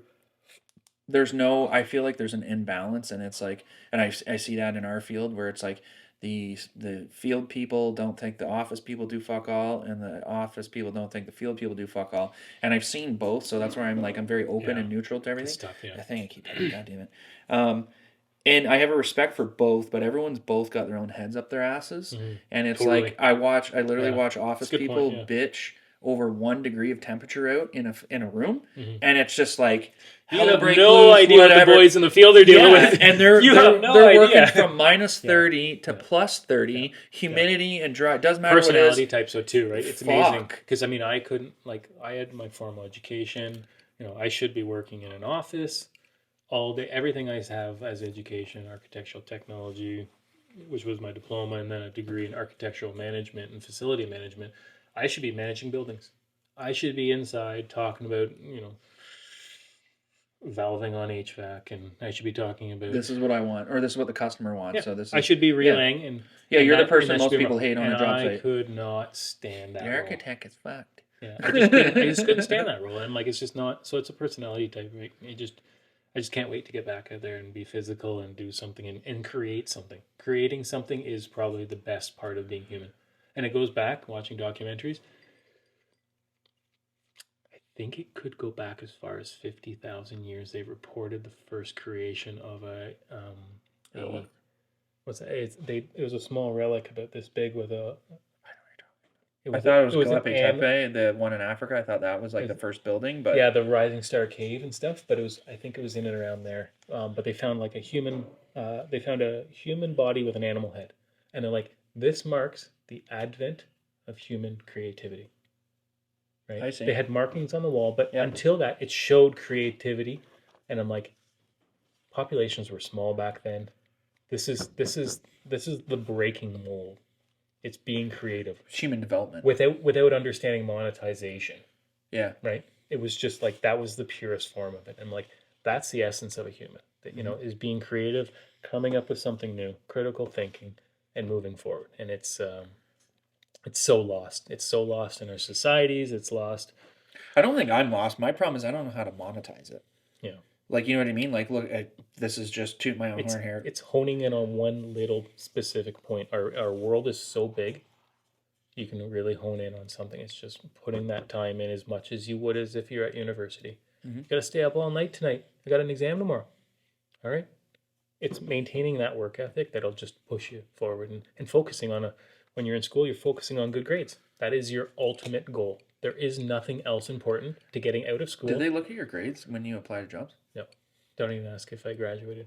Oh, for real? Yeah. A lot of people I hear, they're like, it's all in the wording. It's all in the wording. It's all, I've been educated in the area. Did you graduate? Nope. I had great experiences. It's like a Donald Trump runaround. It was like the campaign runaround. Yeah. Support our troops. Yeah. Oh my God. You just have some random thing that you throw in there to throw them off, and you're like, wait, did you answer a question? Right. Right. It's the great tactic. It's like, come in with an insult, catch them off guard, and then just forget about what they were even talking about. Just discredit them. Talk about what you want. Yeah. Talk about what's important to you, not what the question or the topics are. But it is funny, like what you're saying about the, like, I've only seen grades matter at a certain, how do I say this out? The person I was married to worked for a company, and part of HR was looking at summer people's grades. And only grades. All the other ones are garbage. Oh yeah. And everyone else is garbage. And I could literally guess the ethnicity of the person based upon the grade. That's where you really it's broke down. Non-whites are very very Asian. I'll say this right off the bat. Number one. Maybe not. They're all engineering. Okay, but all we enrolled our kids in Kumon math, you know. And this is Kumon math. So it's just making sure that your young kids are receiving what might be an international standard. Oh. Mm-hmm. Oh, so it's not like our country's the best. All brown people. There was no Asians. It was all brown people, and they were all so smart. They had competitions. We'd go there.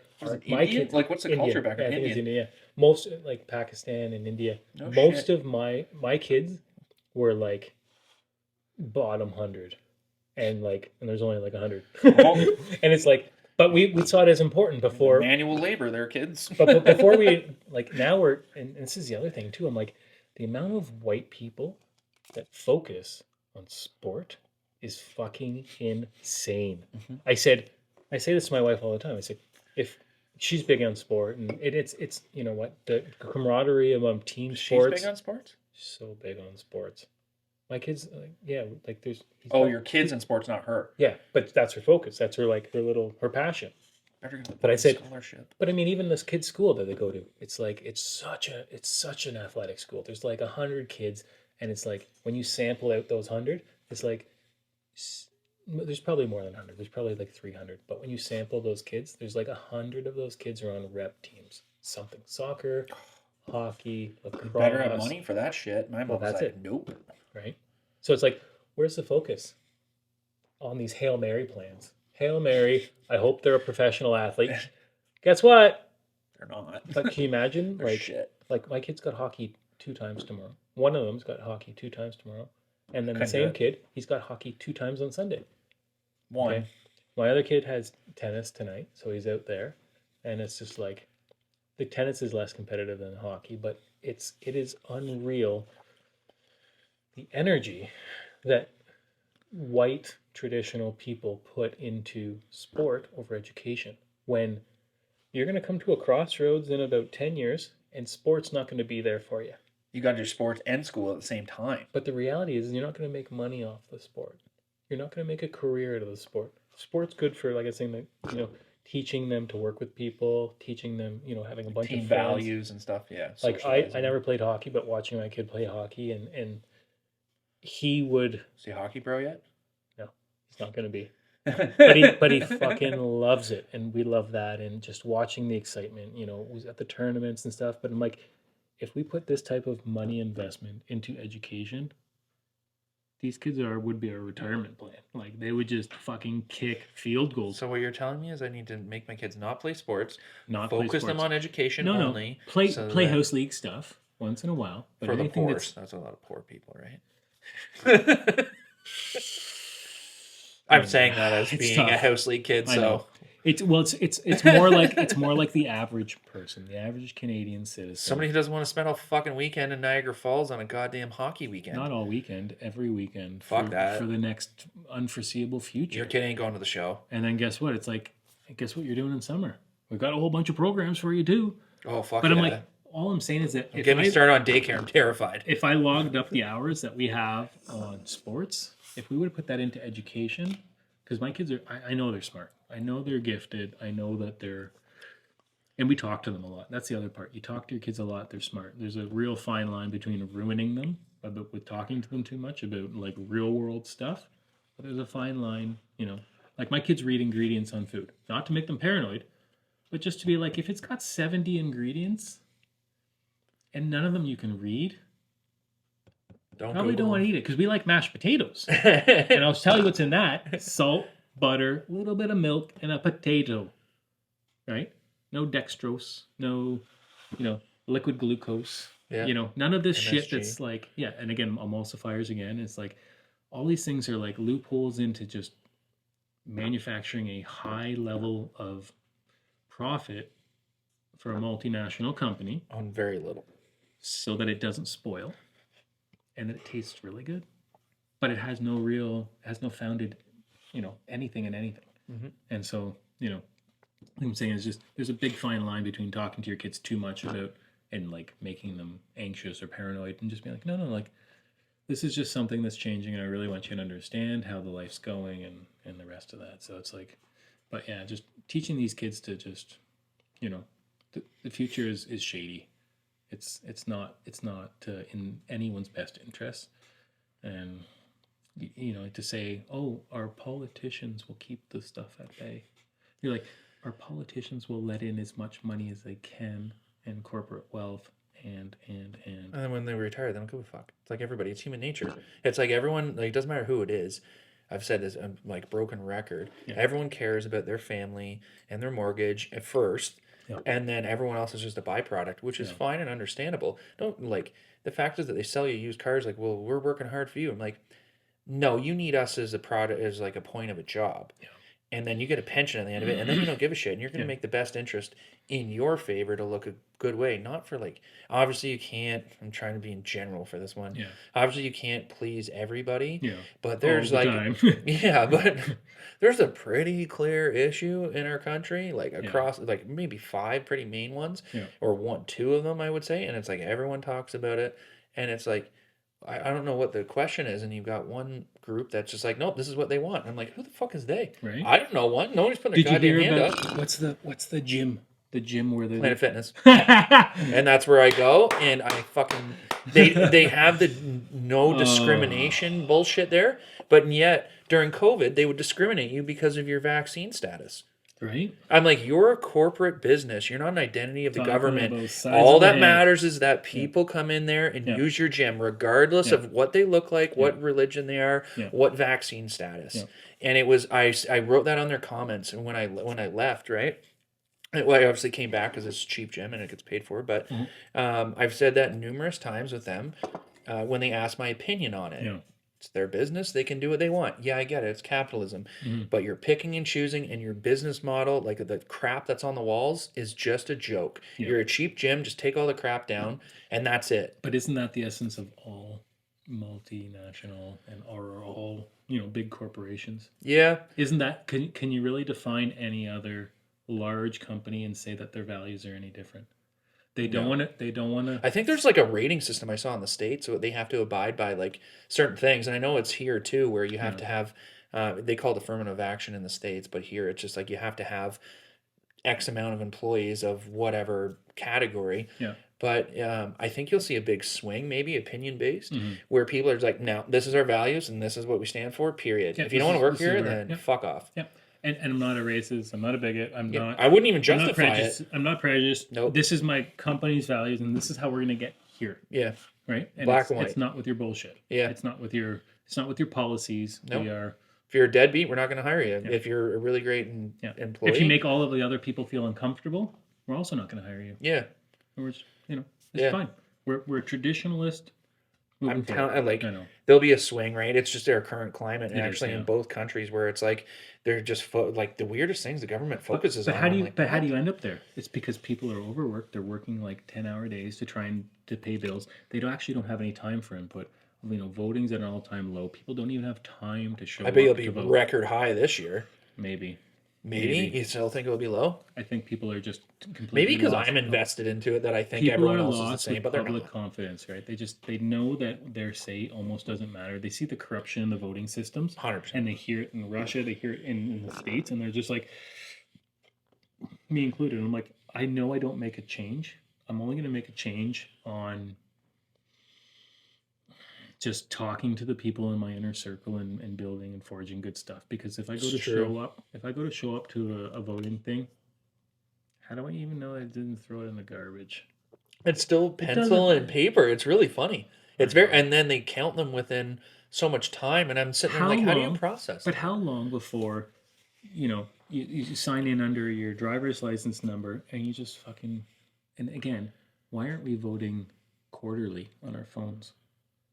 Through our driver's license and accountability, some form. Maybe the inconsistency. Or health card, because that means you're a landed citizen. You've got OHIP. You've been here for a little bit. You have a valid opinion. That's not a bad point. Health card? Everyone has a health card. Who's been here for a while. Does everyone have a health card? I think so. I had my red and white one until last year, eh? Right? They're like, you're the last one. I'm like, can I keep it? My mom was was down my throat when I got mine, and she's like, you need to get a new health card. I'm like, why? And then she's like, because you can't go to the hospital. I'm like, I can't go to the hospital if I don't have a fucking green one. I got so many warnings. I'm like, you can't refuse. Yeah. I'm like, I pay taxes. She's like, yeah, and I'm like, that means I'm entitled to fucking healthcare. Yeah. Just like every other fucking service that we have. Yeah, I lost my card. Yeah. I don't care what you say. Yeah. I lost it. Deal with it. I've got a fucking Canadian passport, dick. Like, if I've got a gunshot wound, here's my T4. Here's my T4 from last year. I don't care what numbers you put in the fucking computer. You swipe whatever you want. I don't give a shit. Yeah. Actually, T4 would be good too, right? Or whatever it is, like your tax input, like just to say that you're credible for receiving healthcare. Well, some people don't pay taxes. How are you going to do that? Well, you don't get our healthcare. You have to pay the private. Which is where it's all going. I mean, proving just, incompetence in all the markets, and they're just, everything rises to be private because everything is so poor, and that's where we're going back. You can control the quality. But that's where I was going back with that, like the hernia surgery. I'm like, I would have paid out of pocket, even though, it would have been hard on me. I would have paid out of pocket for that private service because the public service is so inept, right? It's like, and I'm not knocking it, but it's like, even when they were trying to put my IV in, it was like 6 minutes trying to put the IV in until they fucking hit my nerve, and I'm just like passed out in the chair. I woke up completely soaked in sweat, and my teeth clenched, and my mouth bleeding on the inside. And she's like, "Oh yeah, it's her first time. She needs to learn."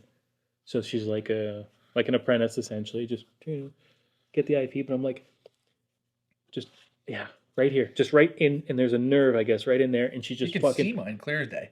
Yeah, right there. Uh-huh. Yeah, so she's poking, and my mom doesn't even flinch. I've watched that woman get so many needles in her arms, her stomach. But they don't do here. Didn't even button. They mostly don't do here though, do they? She did. No, well, they did for IVs, and then she had to get a pick in because they did it so many times they collapsed. She gets needles in her stomach every fucking 2 weeks or I forget what the schedule was for the treatment. And I was sitting there, and I went with her every day, and I was like, I fucking hate needles. And believe it or not, even if you have tattoos, you fucking hate needles. Right? And watching that, I'm like, and it wasn't in like something, like they're not small needles. And she didn't even flinch. She's like, huh. And I'm like, are you fucked? But also, too, she had four broken vertebrae and was walking around. They're like, did you get hit? And they're like, she's like, by what? She's like, by a car? No. It's fucked. Okay. It's bananas. But again, like the tattoo industry's got, a buddy of mine does tattoos, and he's telling us they've got this amazing topical stuff. And he's like, why aren't they putting that? Or maybe because there could be a risk of it pushing in your vein or something. But I'm like, why aren't they putting that around for people that are struggling with needles and stuff like that? Just because, I don't know.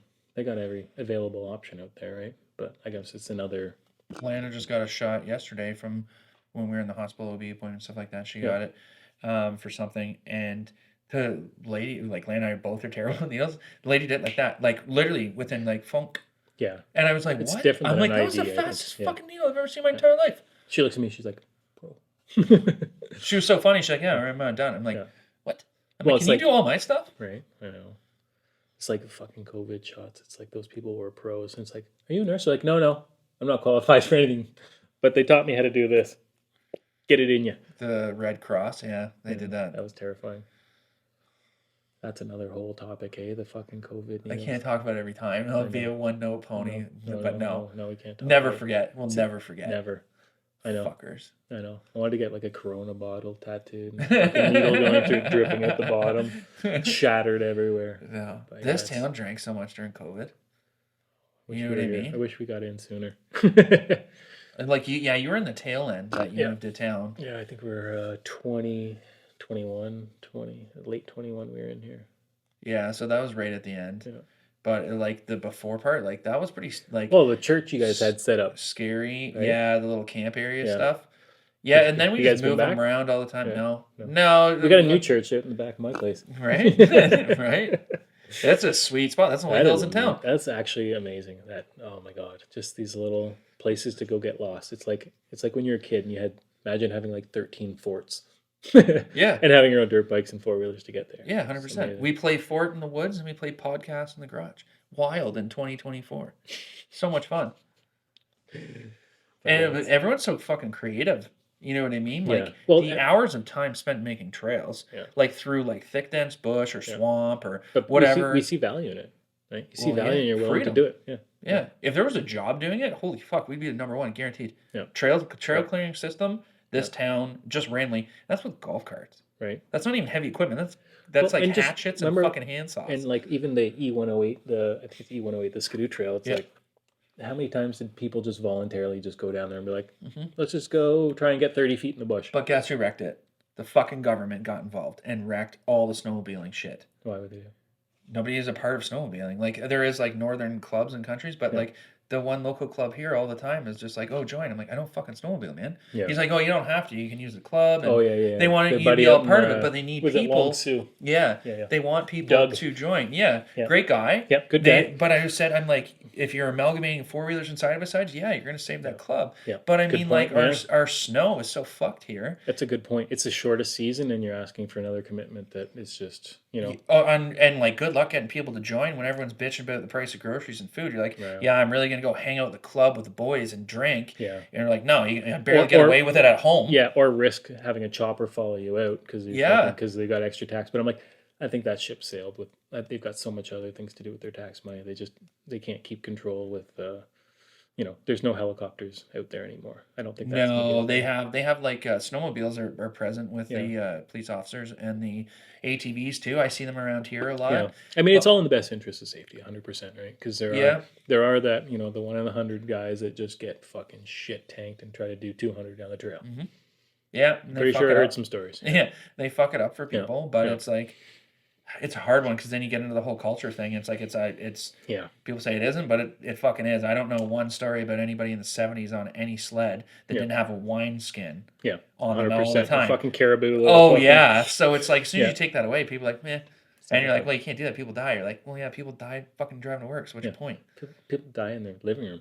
Yeah, people die eating fast food. I don't see them knocking down Wendy's, like all that shit. You know what I mean? Yeah. People are dying of fentanyl overdoses all the time because somehow you can't keep drugs out of the country. It's like, okay, you can. Yeah, you can. Yeah. It's like if people in construction sites can figure out the system, I really don't believe why like enforcement people can't figure it, which they already have. So I'm not being ignorant to anyone that listens. I fucking get it, but it's just there's a fucking reason why it's not eradicated. It's politics. Yeah, 100%. Politics. That's where it ends up, right? It is what it is. I'm glad we live in this area because. It is a good, clean, wholesome fun. Whatever you want to call it. It models, again, like, my old kids, community, I'll tell you that. In our old neighborhood, we had, like I said, 3/4 acre. We tried to promote outside living, but the kids were still drawn back inside aggressively, right? And then you end up out here, and I'm like, I don't even have to convince my kids. I'm like, hey, guys, you want to go outside? Let's go dirt bike. Tennis court. Okay. Play pad. Sorry, play pad. But yeah, it's you just your driveway's not even paved. I know, but you put your money. I know, and this is the thing. It's like I didn't even have a bathroom in the upstairs of my house before I put a tennis court in because I'm like, Tara we're must gonna love that. we're gonna get there, but there might be a chance we'll never say we have enough money to put a tennis court in. We can always justify putting a washroom in upstairs. Well, you can always put your coverall over top of that too and make another shed when the kids are sick of it. Did you pre-plan that too? No, the coverall. I'm gonna pave the inside of that at one point in my life. But I'm like, these are my priorities. Getting the kids outside. It's like the first thing I did was clear the land so that we can have that toboggan ski hill.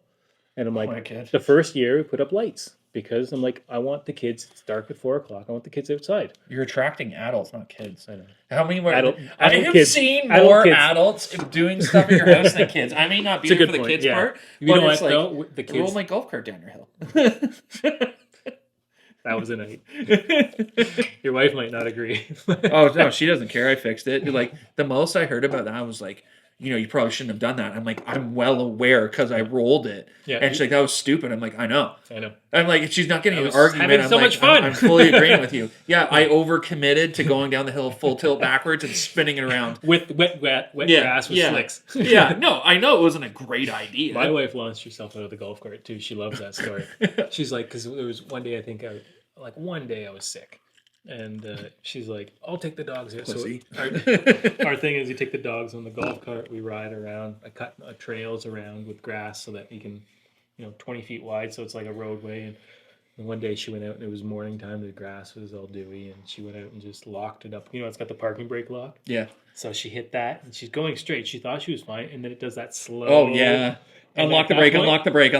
But she's not used to that, right? Yeah. Like we'd be like trying to drift it. We're trying to whip it around all the way. Yeah. I don't live fast. Kind of a big deal, Is that tattoo?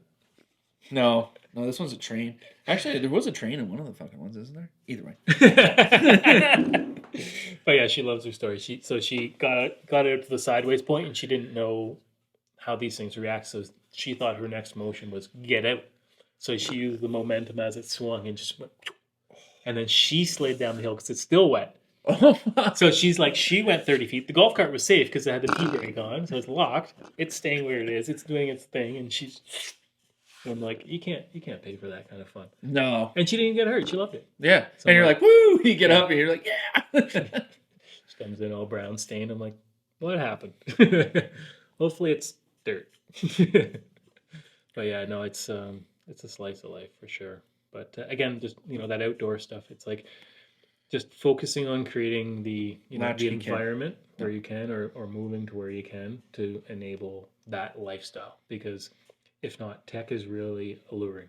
Like I was saying to you, like I think I logged because I've been laying up all week. This is like the longest I've sat, and today was the first day I just wasn't drawn to. And you got to be on point right now too. Like so that's hard, right? Because you're like in your own head for the rest of the week or previous in the week, right? So it's just like, well, I'm just gonna have a snack now. But it's also, I was gonna say, like tech is so alluring. It's so satisfying. So like my kids play Fortnite, and I'm like, well, I'm not gonna not let them play some games because there's camaraderie online. Like they play with their buds. That's a big disconnect I've seen with like older parents. Sorry to cut you off there, but with the not thinking that the video game world is a real thing. It's important for that's like $1 billion industry. What the fuck are you talking about? But whatever's important to your kids should be important to the parent. Well, if they've got some vested... It's like murdering small animals. You're like, that's probably not a good one. But if their friends are all doing it and everyone's doing true. Then you're cultural. Then you're cultural. Yeah. So it's like if they're not murdering, they would be hunting them. That's right. Right? So, and we'd be learning how to cook them. Right? So it would be a different I think I want to teach my kids, like, just those, in case shit ever did hit the fan, not be like totally bug out people. Have you seen my shop? We've got 2 kids, bow and arrows, crossbows, Have they killed anything yet? No, but we target practice all the time. I got slingshots, pellet guns. You shouldn't send them out into the woods for a night, but you have to survive. What's that culture that did that? There's a culture that basically when the kids are 13, they have to go out into the forest and Rumspringa. What's that? Wait, no, that's Amish. They don't do that. They go party. It's borderline Lord of the Flies. There was a culture that sends the kids out when they're 13. Is it native? Is like we're gonna fact check this. If people have researched this, they'll find it. But it's like when they're 13, they get sent out into the bush, and they're allowed to come back when they're 15. They have. Oh, isn't that Australian? They go for a walkabout, isn't it? I can't remember. But it's that level of. Isn't that fun trying to play the culture game with the other cultures? I don't even want to say anything. People are sitting there. Just all I know are these things where it was so like I was like, is this real? And it's like basically what they say is 13 to 15. They go out and they have to survive for like a year or two out in the wild. But what they do to test to make sure that they're strong enough to make it to adulthood, they send the 14 to 17-year-olds down to try to kill them, to murder and kill them. Can we do like a light version with like paintball guns or something? Right. But this was the thing. This is how this tribe or this civilization ensured that the next group of people. Are you talking ancient or current? No, it's ancient. It's like it could be like the last 500 years or something like that. It was like mind blowing. But I'm like, but what they were ensuring was an incredibly strong species moving forward. And I was like, holy! It might have been a row. I was like, oh my god, this is nuts. I agree with that because of how I feel now. Yeah. But if I was like, say, a person of not my stature, you know what I mean? Where it's like, you'd fare well. Yeah, yeah. If you know what I mean? Good. Yeah, I'm like, yeah, no, whatever. But if I wasn't, then I probably wouldn't be so pro that mentality. Yeah. But I do see benefits on both ways. Like that's when like Landon we're it's a form of maturity, 100%, right? Trying to get a kid to be self-sufficient, where they're not like, where's the cookies, or how do I do that? It's like fucking Google it, man. Like problem solve. Like honestly, it's almost like that's all they say. Navy SEAL training. Yeah. If there could be like a mini buds, would be really cool. Yeah. Right, because they're not just like a. And this is where I try to think about summer camps. I'm like, you know what you need to do? These need to be summer camps. Fuck all the traditional shit where it's just like, these are real life skills. I'm like, you could do some life skill camp. There probably is one. We just don't know about it because your kids are going to go to the show one day. Or it'd be, what's that? Yankovic? Or what's the fucking... Weird Al Yankovic? No. the tennis guy, that's really cool. Djokovic. Yeah. Yeah. Great. It seems like a nice person. I don't know. Like... Maybe. Yeah, but you got a tennis court, so I really assume you're trying to push that one, right? Yeah, the Canadian. You know what though? Version. All the competition is so fierce, and I don't want to push any level of self-sustainability through athletics because the margin to get in is so unrealistic that leaving like sports psychology is some of the biggest parts of like high-end sport. Like they're all humans, just like us. Can you imagine? Like I watched some documentaries on people trying to like hone in on like being a professional athlete, and then COVID hit. It's like this was their one shot. People have a prime in their life where they're effective at a sport, and if you miss this, well, maybe the Olympics in 4 more years. You just got fucked. You're out of your prime. Everything you tried for your whole life, you missed your prime. Because there are a bunch of sports where when you're 30, you're fucked. You're no good. You're aged out. You're aged out. And it's like you're an anomaly. You might do it, but everybody watch this guy. He might make it. It's like, that's a real thing. Or a girl. Got to go 100%. I'm gonna speak in between the lines just because stuff gets pulled off YouTube really easily. So it's like I feel really bad for that one swimmer. That it was on. Yes, I did. Yeah. Without saying her name and what it's about, but it's speaking. You're just like I felt. I'd be pissed as a dad, like crying. Yeah, for that. I wouldn't say crying, Parks. I'm really not that invested to her. But just the emotional details she was alluding to, where you're just like, first name this Riley. Girl. This girl had worked so hard. Yeah, and this was her only passion. This was her only thing. She's probably broke as fuck. Parents supported her. No, they were super rich. Okay. Yeah, her dad was an NFL player. Yeah. I shouldn't say super rich, but she didn't come from like, I got to work at Subway to go to practice. It's more like if this doesn't work. Yeah. Right? No, she's smart too. I think she's going for a doctor or some shit. Yeah. And I mean, that's what you have to encourage. And again, is there a poor person we can talk about? Because I mean, like, people are going to be less empathetic. Usain Bolt. He might have been poor. He didn't have money when he came in. He's fast as fuck, I guess. Well, he's the Bolt. Should we get... Is there any other pores that made up with athletes? Like Happy Gilmore? Like, is that a real person? No. Damn it. I check back. I'm like, no, I don't fact check that. John Daly. John Daly didn't come for money. He's broke as fuck? I don't know. He wasn't rich, but I don't think so. But focusing on that, Allie, I'm going back to that sports psychology. Yeah. Focusing on that as being your only destination is toxic. It's toxic for psychology. Like, just... what are you not good enough? What else am I going to do? What was my background? What's my this? What's my that? So like, that's why I say, like, I'm going back to that thing about, going back to that Kumon math. If the majority of people treated education like they treat sport, our economy would be no problem at all. how many times you see like almost NHLers selling cars? Yeah. I've been to a few golf tournaments like decades ago where that was the thing. It was, oh, this guy he played Yeah. he That was played your for the age Leafs group. for 1 year, but now he's selling cars. Here's his car salesman. You You're want like, a Subaru? Great car. right? Right. I'd Not buy saying they're it. bad. I'm just saying. They're strong Just like threw out a me. random car that came up at the top of my head. But But that level of just dedication to one thing is so hard if it doesn't work out. And I mean, just it'd be like going to school for a job for a whole bunch, going to all the courses, going to all the practices, going to all the extracurricular after, and then it's like you didn't cut it, and you're too old for it, and it's just not going to work out. Do you have anything else? And like that's bad. Like you know, we're all humans. Well, that's why we they all get- have similar values. We have similar ideas, and you just can't end up there. Because that's why they want to do sports and school at the same time. yeah, it's tough. It's tough to see what where the future generations are going to end up. But you know that critical thinkers and people Pause. that can Pause for a second. I just got to check time. we've only been talking for an hour. Pardon? It's been an hour. I've been counting. Have you? No, we've been talking for 2 hours. I just want to make Oh, sure yeah. that we got enough on the thing. We're getting close, I'm sure. But yeah, it's Sorry for that. Just checking times. One man show here. What can we do? no fact checkers. That's what you Not need, right? yet. I mean, like, That's AI though. I'm pro it. Hey, Google, what was right? And like we do that shit all the time. Like we'll sit there and we'll be like, we're watching. Yeah, but then you show that like that shit is fuck. How do I say it? Google certain things about what certain what males can do. Yeah. Compared to females, and and I love doing this with females all the time, where it's like they'll use fuck it, I hope it doesn't get pulled. They'll like use pregnancy as one, and I love doing this all the time. If you Google "can men get pregnant?" Yes, they can, and it fucking drives women nuts. And I'm just like, I just do it just to stir the pot. Is that a thing? 100%. You Google it right now, I guarantee it'll say "can men get pregnant?" You get like a goat uterus in you or something? I don't know the science behind it. I don't even bother looking into it. You need that like.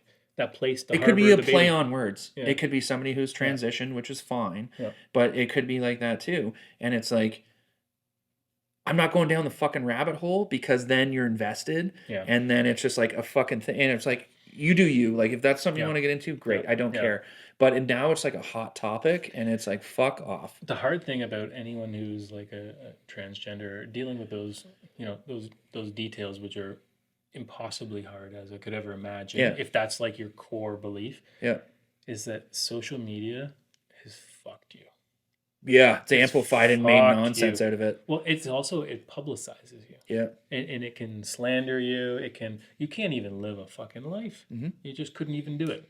And like, all the power to them, if that's your, that's where you have to be and that's where you see yourself. But I'm like, the rest, there's so many trolls and stuff like that, and I see that all the time. I look for those comments. Yeah, you just couldn't end up being. You just couldn't end up being yourself, no matter what. No matter what, and it's just blown. I think the internet. That's the worst part about the internet is the trolls, right? I think everyone's got to the point now where it's like, I don't give a fuck what you're talking about. It's like, do you or do you not? Just don't make the rest of us feel uncomfortable in a situation if you've got a penis and there's a bunch of women in a change room, right? Like it's just like it's the whole tough. sports thing is it's like it makes no sense. None of that is just fucking dumb, in my opinion, because it's. You can make there's so many solutions to that problem. Whatever it is, everyone's talked about them to death. Everyone's over it. No one cares. Mm-hmm. Or you're such a statistical anomaly that unfortunately this is just the one. Yeah, an evolution thing. This is just the one quadrant of sport you're not allowed to participate in. It's very exclusionary, but it's too politically charged, and there's genetic outcomes that show that a man is physically, on average, more powerful and has is stronger than the average woman. Unless she comes from a dairy background, because I know some fucking dairy She pulls a plow. Real sturdy gals. Right. You know what I mean? I don't know. I've seen, certain genetics, like, isn't there? But those aren't the ones. Those aren't the ones that are going transgender. It's the tall, skinny dudes that are just never socially fit in my opinion, from most of the stuff I've seen. Except for you get into the Jenner family, right? I mean, like, he was an athlete. There was a Navy SEAL. Everyone's like, what the fuck? I Yeah. had no idea. Yeah. No one has an idea. That's what we said. But no again, one cares. live your own quiet life. Just live your quiet life, and then social media. But social media will just fucking ruin them. Every employer is like, can you just input these invoices?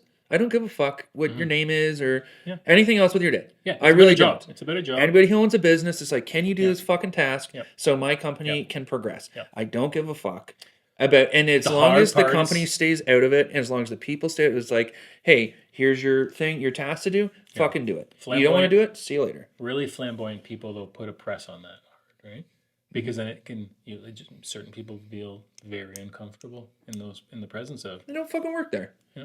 That's my like instantly conservative values right there. But it's like, I mean, like, but that's it. Like, call a spade in front of all the people. Yeah. Call a spade and be like, are we done? If I get called out for being dumb or doing something incorrect, it's like it hurts and it like emotionally you're just like, man, nobody ever wants to be dumb or stupid. But you're like, sometimes you need to be accountable. Jeff was on here earlier and said that about fat shaming, and it's like, it's not to be mean, but it's to make your friends accountable. If they're not taking care of themselves, if they've got a drinking or drug problem, there are people that have genetic problems, and it's no. Well, it's like I was disgusted when I saw Trump do the stuttering thing. Did you see that? No. Oh God, he goes out and he's trying to like one up himself to Biden or something, and he's like, oh, and fucking can't get a word out. So he's like shaming fucking people that have stutters. I'm like, you are a fucking animal. You are a fucking animal. Mm-hmm. Like, you've got nothing better to do than pick on people that might have that going on. Like, clearly, if they could check it off in a box and they didn't want it because everyone 100%. Socially makes them feel 100%. That way, they wouldn't want it. But that's the way they're born. Sometimes, and I don't know why. I'll repeat myself. Oh, knock it off, sponsor. Was this fucking Al-Anon? Are you going to tell me, oh, your fucking Christmas dinner? You really wrecked your vacation. You want me to marinate your turkey in here? The one time we went to Six Flags, you had to get drunk. No, that was the thing with Trump. I was like, oh my God. Like, I fucking hate both of them because they over-politicize. I don't hate both of them. I really don't know Biden. I really don't know Donald Trump. I don't really give a fuck. No one does. But it's like, how they paint Biden, at least on the crap I see, is not well. And then, depending on what other people see, however they paint Trump is not well. And it's like, who's the most competent for the fucking job? Yeah. Who's the most competent? I don't care. What are the issues facing the nation, and who has the best plan to get through them? That's really ultimately because... Why is it... I don't understand, and I haven't deep dived enough, and maybe you can shine light on this from living in the States briefly. Yeah. Why would they let an excess amount of people in? There's southern border issue that they talk about all the time. I've never been there. So I heard a story about like people. There's two different cops that are at the borders. There's a guy with a green coat on, and there's a guy with like a brown coat. Yeah. You go to the guy with the brown coat, you're going to go to jail, or you're going to be arrested and you're going to be put in a cell. You go to the guy with the green coat, you're going to be arrested. However, you're going to be processed, and you're going to be given a $15,000 check, and you're going to be allowed in the country. It's like, it's literally like that. It's just this, you couldn't even make sense of it. You just couldn't understand who, where, what, and how. The policies are so deep. You just know that there's some deeper seated, corporate plan. And it's just, I mean, look at the wall. Look at the fucking money he spent to build that wall. And it's like, remember the guy? Some of it's already been built. Remember the guy who walked around the end of it? Yeah. It's like, cool wall.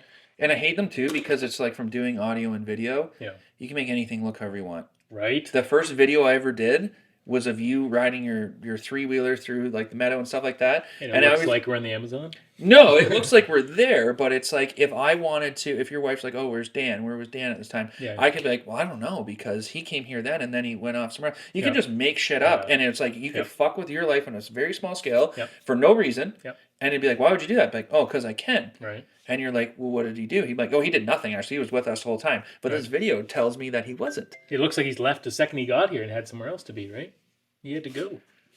He had a hot date. Yeah, you know what I mean? Like, you can do whatever you want. Yep. And I see that with social media all the time. I see that with editing. And that's on a minor scale, and I just started. And people are like, oh, this is, like, oh, look, this photo. And I would love to use one as a reference, but something tells me something that would get pulled. But, they're like, oh, this is really cool. I'm like, that's fake as fuck. And I'm like, because here, and here. I learned how to do that in an afternoon on my tablet on my couch. Yeah. I'm like, and same with video, just like how you how you What put stuff parts you together, show. audio. Yeah, what parts you show, how you show it. Adding and a little bit order, of noise can change someone's mood. right? And I'm just like, holy fuck. And I'm Filters very and aware. everything, just for an emotional connection. Yeah. You know, like low f-stops, just, you know, high focus and everything. Everything plays into the story. Knowing the little mix, concrete mix, well, now you can build whatever structure you want. And now we're into those like deep fake AIs and you're like, that's whacked. We're fucked. Like, people don't realize how big of a deal that is. That is the biggest deal. Whenever I see you stuff, think Justin Trudeau is saying anything and you're like, that's fucking AI. That's not even him. Yeah. That is someone else sitting there and it's all But sound. the reality is the stuff he said that's so outlandish, it's actually still him. Yeah. Right? The stuff you're like, no. Like, no, it's actually him. No, it's fucking him. It's him. Nothing gets forgot about now. Everything's kept. But people are bombarded with other shit. Well, they're bombarded with all the stuff coming in. It would be like me being like, okay, here's Crown Royal. Here's 70 other types of liquor. You're like, name the fourth liquor. You'd be like, I don't even remember. You just slowly brought in Crown Royal at the start. So that's really the only one I can remember. And then the third last one was Jim Beam. Like, you're bombarded with stuff, and it's like whatever was sensational to you before, whatever was memorable before, whatever was impactful before is your lasting memory. Because there's just so much the brain doesn't even, it can't regulate it, it can't lock on it, it can't make it meaningful. Like, your memories and meanings are made from your past experiences and the stuff that associated to them, right? It's like Crown Royal. I still remember being a 4-year-old kid or 6-year-old kid, and my neighbors went to Barbados, and I watered their plants when they were gone, and they brought back Crown Royal in a little purple bag. Still remember clear as day. Never happened with another liquor, so I'm just like, you know, if someone tells me to name a liquor, I'm probably going to say Crown Royal. So it's just these weird old memories, and I'm like, it's the same thing about presenting information. It's like you seed it at the right time, it's there forever, right? So, and again, you can bombard it with all the other types of liquor, you know, but unless it has a meaning and a memory associated to it, it doesn't lock in forever. And I think that's a huge part. And I mean, we're getting into fucking MK Ultra and shit like that right now. I'm like, yeah, that's how it works. Shit. That's how it works. Did you read about that one? Yeah, that's the one where it was like the CIA study, and then Charlie Manson had a bit to do with it. Yeah. And they gave him LSD. Yep. They forced him, and he wouldn't even take it. Did you even hear that? No. So he refused to take it, but they made sure that he gave it to all. Well, you can get it. They were saying like off a piece of paper, like somebody got it off. I was listening to some today. Somebody was touching a synthesizer or something for making music. That was from some era in the '60s of some band. It was literally coded in LSD. You're telling me to go to the Goodwill and get all the old '70s records. Just start touching stuff, and you're like, and because it can absorb through your skin, apparently. Yeah. Again, I've never done it, but it's like I'm regurgitating something someone else said. But you know about the skin as a membrane, right? The old story. Put your hand in a bag with a garlic clove, and then apparently 5 minutes later your breath smells. That's how quick shit goes into your bloodstream. And that's the thing, when I see people touching gas, and I see people washing their hands with Varsol, I'm like, you don't even know this shit is in your bloodstream. Oh, people clean their hands with fucking brake cleaner. Think about that. Think about the garlic clove and your breath smelling. You're like, it went through my whole fucking system, through my circulatory system, till it lined my lungs. Or maybe garlic's a super thing. Was it honey and onion and semen? I knew it. There was always a third one. Makes your breath really sticky. Rumor has it. Well, we've been talking for almost 2 hours. About a minute and a half. Minute 60. Anything you want to plug before we go? No, just raise good families, spend time with your kids. Just the family is everything. The core value. And a good community, obviously. Yeah, cheers. Thanks, buddy. Yeah, man. Appreciate it. Yeah, that's the thing too. That's the